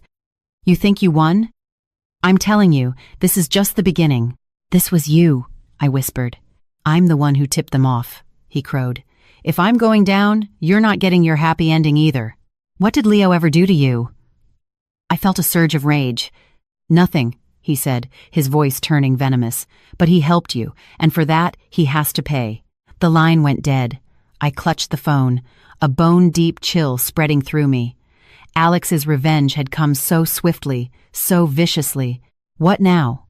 Leo was arrested. His company was being investigated, and I was 4 months pregnant, just got my job back, and was facing a massive project, and now I had to figure out how to save him. My phone rang again. It was Maya. "Chloe, it's bad," she said, her voice frantic. "I just heard from a source. The case against Leo's company is serious. There's a discrepancy of several $1,000,000. "How?" "The rumor is that he embezzled company funds to pay for his mother's medical treatments, then cooked the books to cover it up." Maya's words were like a hammer blow to my chest. "The evidence is apparently solid. It's going to be very hard to fight." I leaned against the door and closed my eyes. "Leo, how much more were you hiding from me? Our try hasn't even started, and is it already over?" The phone slipped from my hand and clattered to the floor. Maya's voice was a faint buzz from the earpiece. "Chloe? Are you still there?" I bent down and picked it up, my fingers numb. "I'm here," I said, my voice so hoarse it didn't sound like my own. "What are we going to do?" Maya asked. "I don't know," I whispered, looking at the empty living room where Leo had cooked dinner just a few hours ago. Now he was in a holding cell, facing federal charges. I forced myself to take a deep breath, clutching my belly. "I can't fall apart. Not now. I'm here," I repeated, my voice raw. "Okay, don't panic," Maya said, her own voice steadying. "My dad knows a few people in the legal world. I'll have him ask around." "Thanks," I whispered. "I'll call you back." I sat on the cold floor, leaning against the sofa. A tight, painful knot formed in my stomach. I took slow, deep breaths. "Stay calm. Panicking won't help." At 3 a.m., Maya called back. "I have some info," she said. "It's complicated. Leo's company does have some serious tax irregularities, but the evidence for fraud isn't a slam dunk." "What does that mean?" "It means he probably did move money around, but it might not meet the legal definition of fraud," Maya explained. "The key is to find out where the money went." "His mother's treatment. It was incredibly expensive," I said. "Exactly. That's our angle," Maya said. "If we can prove the money was used for medical bills, it could mitigate the charges." "How do we prove it?" "Hospital records, bank transfers, anything that traces the money." She paused. "I'll come over in the morning. We'll figure this out together." By sunrise, I hadn't slept. My eyes burned. I splashed cold water on my face and looked in the mirror. I was pale, with dark circles under my eyes. My belly was a small, distinct curve now. 4 months. The baby was growing, oblivious to the chaos. Maya arrived at 9 a.m. with breakfast. "Eat something," she insisted, pushing a bagel and coffee towards me. "I'm not hungry." "You have to eat," she said, breaking off a piece and handing it to me. "You're eating for 2. I forced myself to take a bite. It tasted like cardboard. "I looked up Leo's company," Maya said, opening her laptop. "It's called Sterling Tech Solutions, software development, founded 3 years ago. It was doing well, but cash flow problems started last year, right around the time his mom was diagnosed. So he did use company funds for her treatment." "It's more than that," Maya said, her face grim. "I had a friend in hospital administration pull the records. His mom's treatment cost, conservatively, over $500,000. "So much? Targeted therapy, immunotherapy? Those imported drugs aren't covered by insurance," Maya sighed. "But even that shouldn't have sunk the company. There has to be more to the story." She looked at me. "We need to get into his office." Leo's office was on the 16th floor of a downtown building. When we arrived, the entrance was sealed with police tape. Inside, the office was dark and empty, papers scattered on desks. "We can't get in," Maya said. "Maybe we can," I said, spotting a janitor down the hall. "Excuse me," I said, approaching her. "Do you know what happened to the people from this company?" "Got arrested, I think," she said, shaking her head. "Cops came yesterday, took the boss away. Everyone else just left." "Do you know where they keep a spare key?" "Building management has one, but you can't go in now. It's a crime scene." I thanked her and pulled Maya into the stairwell. "Now what?" Maya asked. I thought for a moment, then took out my phone and called the number for Leo's assistant. It rang for a long time before a wary young man's voice answered. "Hello? Hi, this is Chloe Miller, Leo Sterling's wife." There was a silence. "Mrs. Sterling, the company is—" "I know," I cut him off. I just need to ask you something. Did Leo ever keep important files somewhere outside the main server?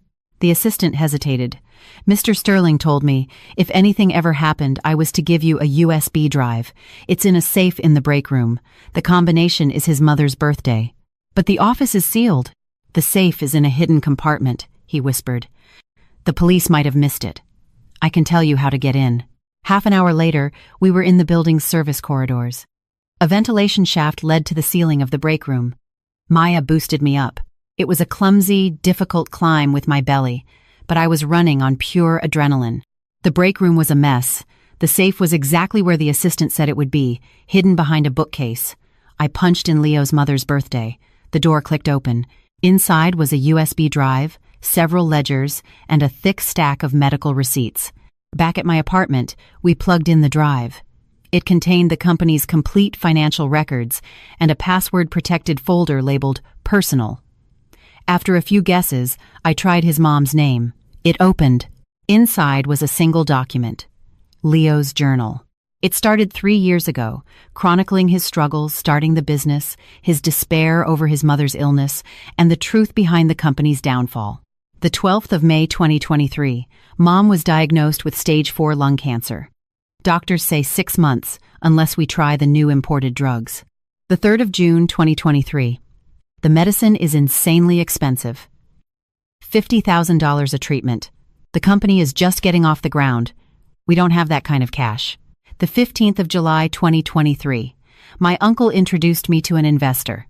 He's willing to put in $1 million, but the terms are predatory. The 2nd of August 2023. Signed the deal. Looking back, the terms are terrible, but I had no choice. The 10th of September 2023. Mom's condition is stable. The money is disappearing like water. The 25th of October 2023. The investor is demanding an early dividend payment. The company's cash flow is about to snap. The 30th of November 2023. I had to cook the books. I know it's a crime, but it was the only way. The 5th of January 2024. Mom wants to see me married. I tried a few dating sites. They all run when they hear about her illness. The 17th of January 2024. Met Chloe at City Hall. 2 lost souls. We got married. The 20th of January 2024. She's pregnant with her ex's child. She says she'll handle it. The 25th of January 2024. Mom passed away. She was peaceful. She thought I'd found happiness. The 3rd of February 2024. I want to try with Chloe. Maybe we can have a real family.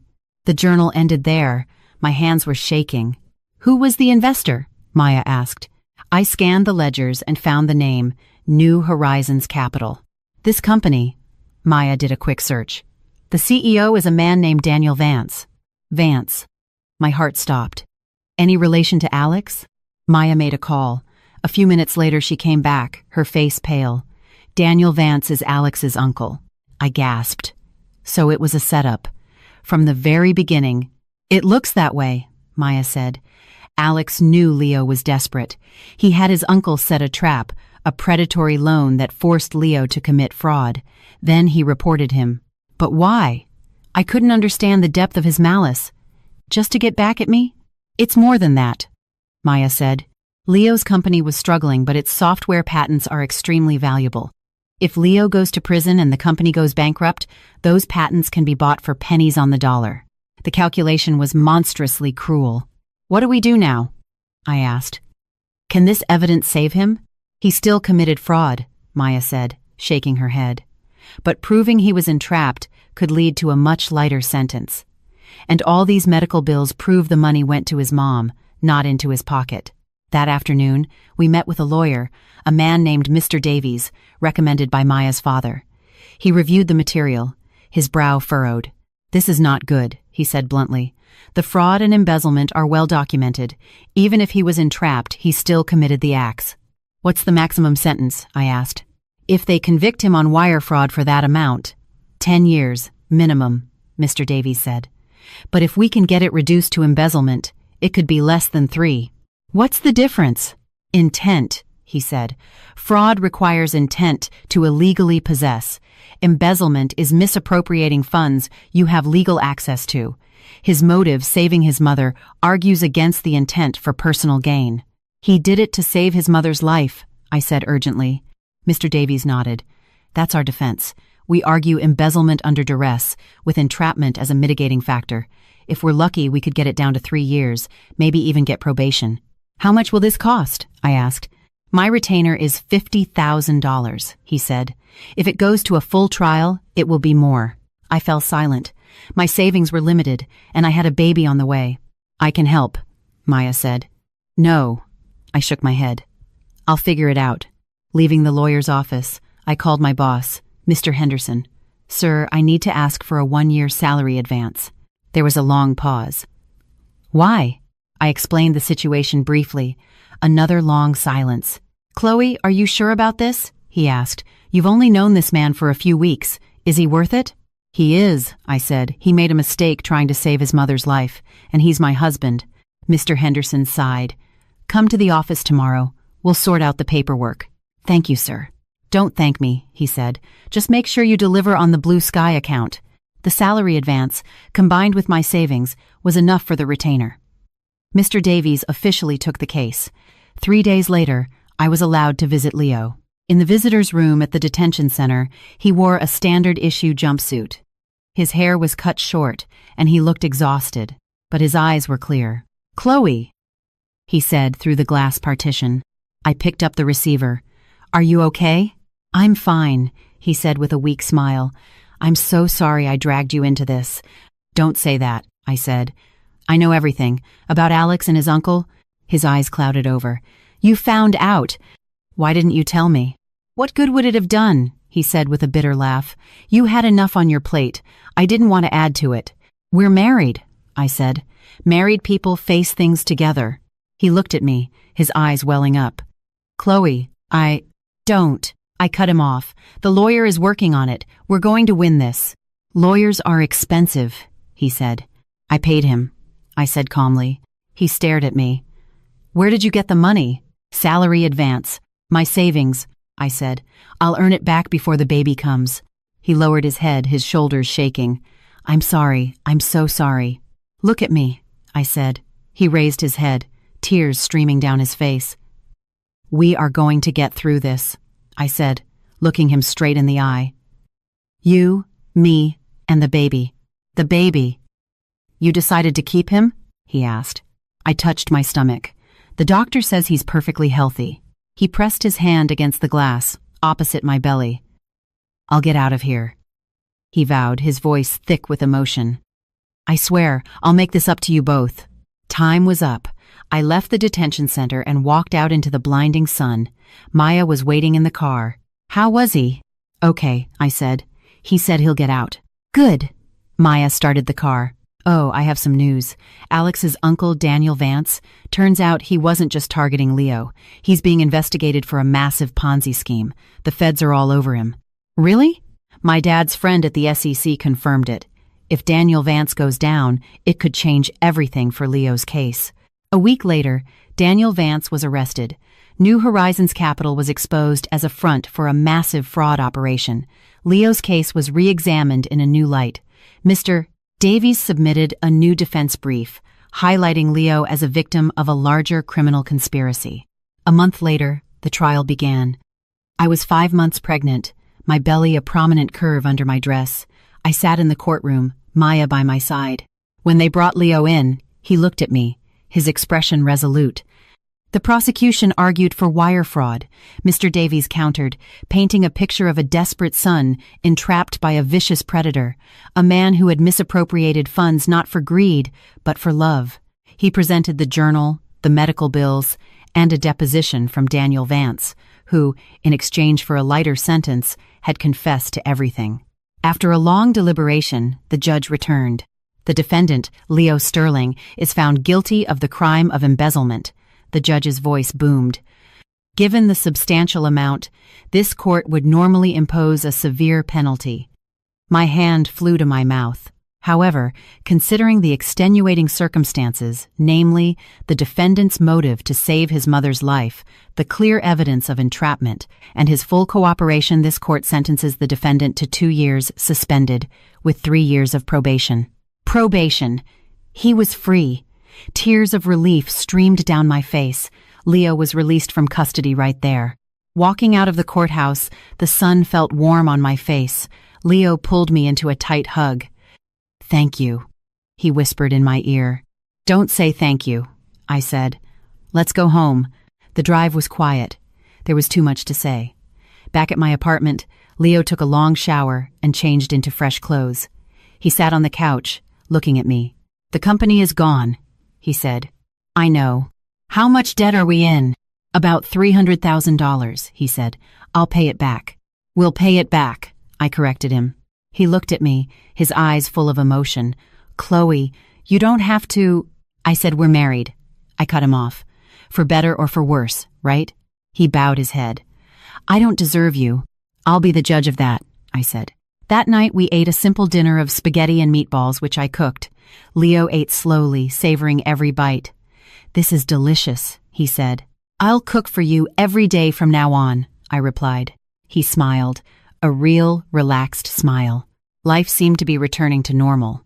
Leo started looking for a job, but his criminal record made it nearly impossible. He was rejected from a dozen interviews. He didn't give up. "If I have to, I'll deliver for DoorDash," he said. "I can support us," I offered.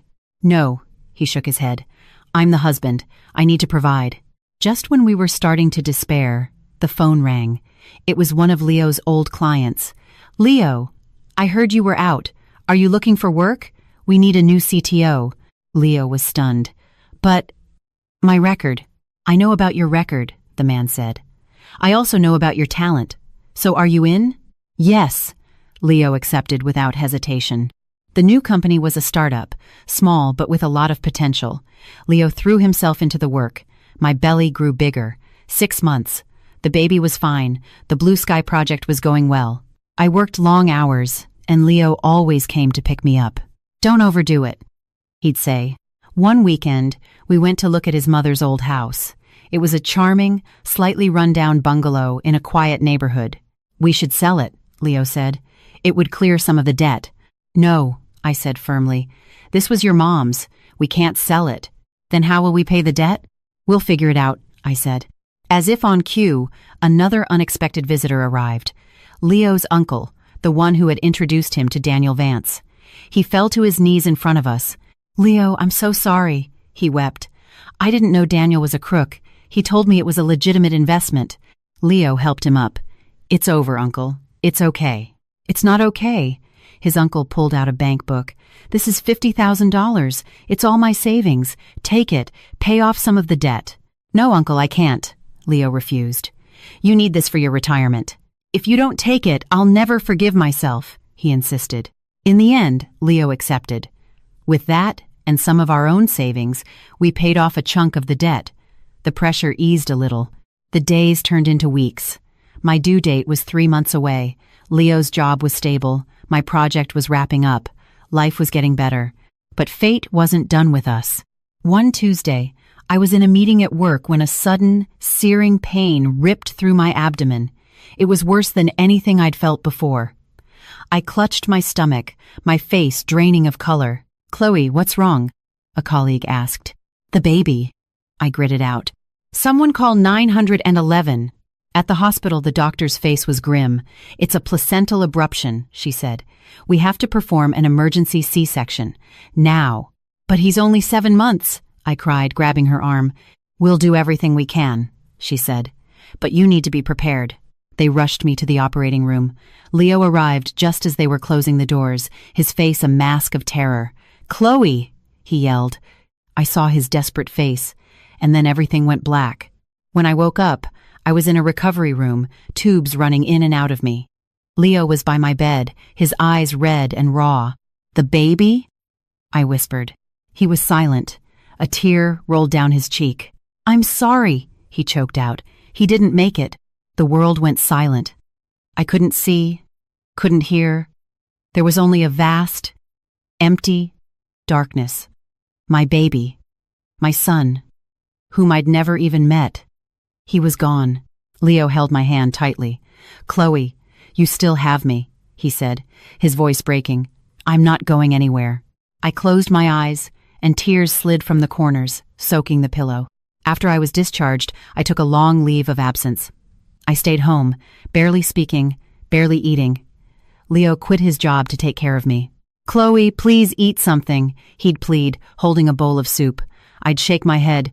"You have to, for your health." I'd look at his gaunt, worried face and manage a few spoonfuls. A month later, I started to slowly come back to life. I started taking walks, talking to people, but the hole in my heart remained. One day, Leo took me to a grief counselor. She suggested we consider adoption. "It might help you heal," she said. I was silent. Could I love a child that wasn't mine? On the way home, we passed a county children's center. Kids were playing in the yard, their laughter carrying on the breeze. I stopped, watching them through the fence. A little girl noticed me and ran over. "Hi, lady," she said. She was about 3, with big, bright eyes. "Hi there," I said, crouching down. "What's your name?" "Lily," she said. "That's a beautiful name," I said, and smiled. It was the first real smile I'd had since losing the baby. Leo stood beside me. "You like her?" he asked softly. I nodded. We started the adoption process. It was long and complicated, but we were patient. 6 months later, Lily was officially our daughter. She called me Mommy and Leo Daddy. The 3 of us moved into his mother's old house. We renovated it, painting the walls a warm yellow and filling a room with children's furniture. We planted flowers in the yard. Life finally found a quiet rhythm. Leo started his own small software company again. I took on freelance design work from home. The income was modest, but enough. We were still paying off the debt, but we weren't in a hurry anymore. One weekend, we took Lily to an amusement park. She sat on the carousel, laughing with delight. Leo took my hand. "Chloe, thank you," he said. "For what?" "For not giving up on me," he said, his eyes on mine. "For giving me this family." I leaned my head on his shoulder. "Thank you, too," I said, "for giving me a new life." As the sun set, we walked towards the exit, holding Lily's hands. Our 3 shadows stretched out long before us, merging into one. I thought our trials were over. I thought we had finally earned our peace. But fate is never that simple. On Lily's 3rd birthday, we threw a small party. Maya came, and she brought a man with her. "Chloe, Leo, this is my boyfriend Dylan," Maya announced. "Nice to meet you," Dylan said with a friendly smile. He was handsome in a clean-cut way with glasses. During dinner, Dylan kept looking at Lily with a strange intensity. "She's so cute," he said. "She looks a lot like you, Chloe." I smiled politely, thinking nothing of it.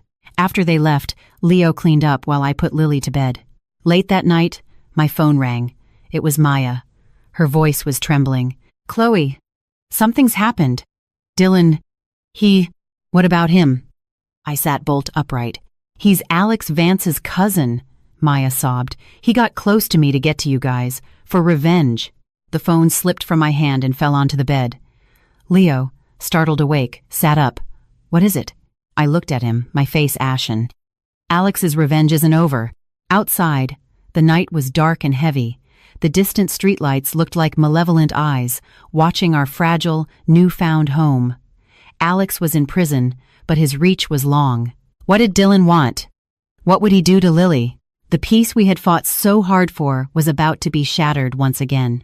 The silence in the room after Maya hung up was suffocating.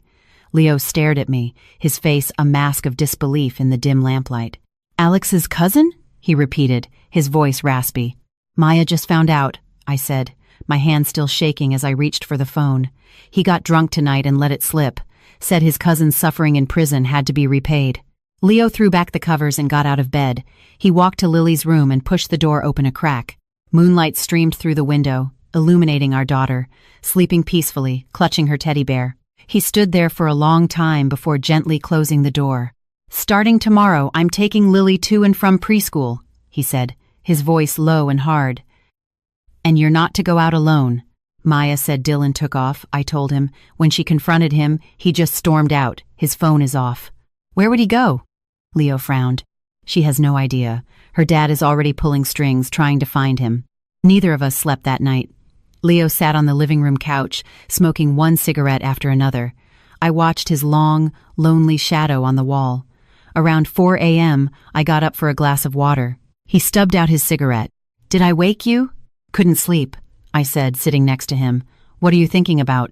About Alex, he said, about the depths of his hatred, to still be doing this from a prison cell. Maybe it's not hate, I said softly. Maybe it's pride. Leo turned to look at me. A guy like him, he's used to getting everything he wants. Me leaving him, you and I getting together, those were defeats. He can't stand to lose. So he has to win, I said, clutching my glass, even if it means using the dirtiest tactics imaginable. The next day, life continued on the surface. Leo took Lily to school. I called Maya. Any news? Nothing, she said, her voice hoarse. My dad's contact checked traffic cameras. Dylan's car was seen heading out of the city last night, towards the mountains. We don't know if he'll be back. She paused. Chloe, I'm so sorry, I had no idea. It's not your fault, I said. He was planning this. But I should have seen something, Maya insisted, her voice thick with guilt. He was always asking about you guys. About Lily. I thought he was just being friendly. What did he ask? I felt a jolt of alarm. He asked where you adopted Lily from, what the process was like, who takes care of her most of the time. My blood ran cold. He also asked where you lived, where Leo's new office was, where you worked. Maya's voice trailed off. Looking back, it's obvious. He was gathering intel. After hanging up, I felt a chill despite the sunny morning. Dylan hadn't been interested in Maya at all. He was using her to get to us. When Leo got home, I told him everything. His face grew darker with every word. I'm going to see our lawyer, he said. See if we can get a restraining order. Will that work if he's already disappeared? It creates a paper trail, he said, grabbing his keys. Lock the door. Don't open it for anyone. After he left, I sat on the couch, my mind racing. This house had just started to feel like a home, and now it was under siege. That afternoon, Leo picked Lily up from preschool as planned. I spoke with her teacher, he said when they got home. From now on, no one can pick her up except you or me, period. What did she say? She was very understanding. They'll be on alert. Leo ruffled Lily's hair. Daddy's going to be picking you up for a few days, okay, sweetie? Yay! Lily cheered, oblivious. That evening, Maya came over in person to apologize again. Her eyes were red and swollen. My dad had someone pull Dylan's file, she said, handing me a folder. I opened it. Dylan Reed, 28, insurance agent, no significant criminal record, but under family, it clearly listed cousin, Alex Vance. Records showed Dylan had visited Alex in prison 3 times. The last visit was 2 months ago, Maya pointed out. A week after that, he arranged to meet me through a mutual friend. She gave a bitter laugh. It was all a setup. What about his job? Leo asked. He quit yesterday, Maya said. His coworkers said he'd been clearing out his desk for days. He was planning to run, Leo concluded. But he might come back. A week passed in tense silence. Dylan seemed to have vanished. Our lives fell back into a routine, but the knot of fear in my stomach never went away. Leo took on a new project and worked from home, emerging from his office every hour to check on Lily and me. On Saturday, we took Lily to the mall. She was trying on a dress when I saw him. Across the way, behind a pillar, a man in a baseball cap and a face mask was watching us. The build looked like Dylan's. Leo, I said, jumping to my feet. What is it? Over there, I pointed. The figure ducked back behind the pillar and was gone. Leo took off after him. I held Lily close, my heart hammering. A few minutes later, Leo returned, his face grim. He disappeared into the crowd. I lost him. Was it him?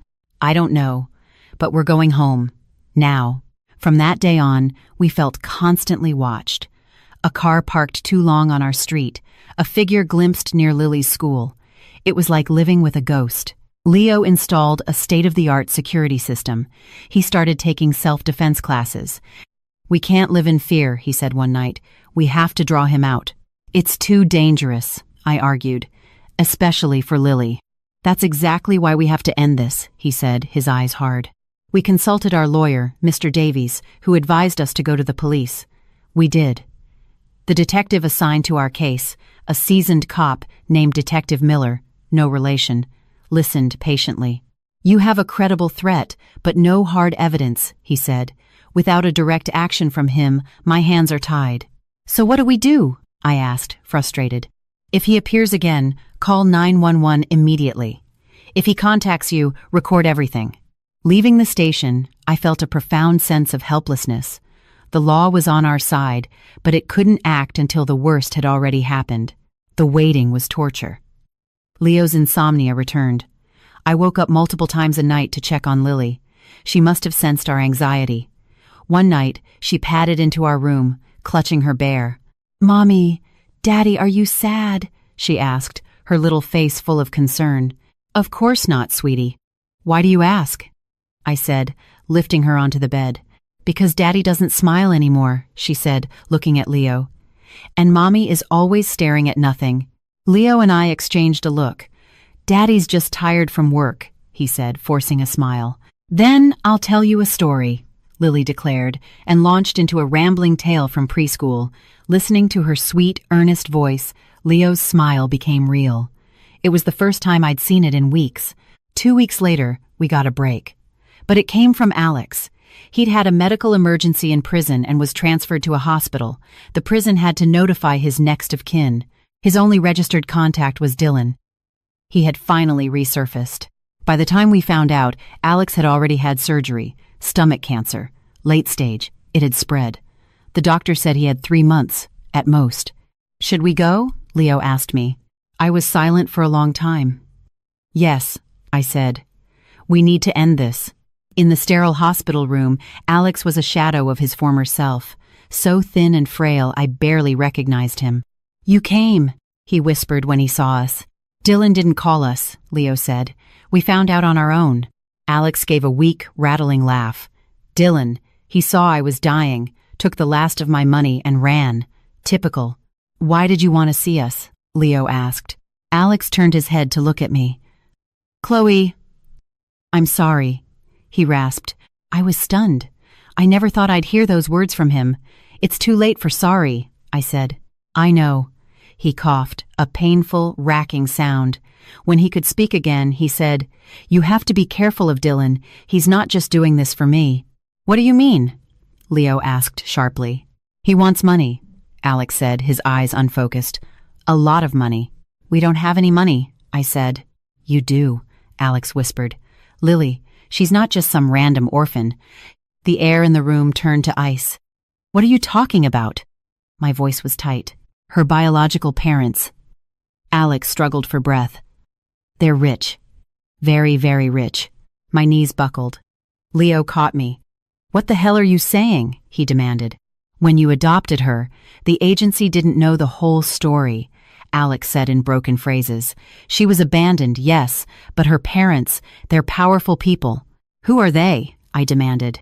"I don't know their names," Alex whispered, his eyes closing. "But Dylan found them. He wasn't getting revenge for me.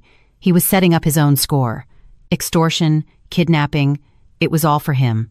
On the silent drive home, my mind was reeling. Lily's parentage. In 3 years, we'd never questioned it. The agency had said she was a foundling, left at a hospital, parents unknown. We loved her. That was all that mattered. Now, that story had a dark, complicated new chapter. When we got home, Lily ran to us, holding up a crayon drawing. "Look, I drew our family." On the paper were 3 stick figures holding hands. "It's beautiful, sweetie," I said, hugging her tight, my voice choked with emotion. "Mommy, why are you crying?" she asked. "Because I'm so happy to have you," I said, wiping my tears. That night, we called the adoption agency director. "Mrs. Miller, why the sudden questions?" she asked. "We have reason to believe Lily's situation is more complex than we were told," I said. The director paused. "There were some details we withheld to protect her privacy," she admitted. When Lily was brought in, she had a note and a jade pendant. What did the note say? Just her date of birth and a single sentence. "Please take care of her. We will be back for her." And the pendant? "We have it in a safe. We were going to give it to her when she turned 18. Can we see it?" The next day, the director showed us the pendant. It was exquisite, a piece of high-quality jade intricately carved. It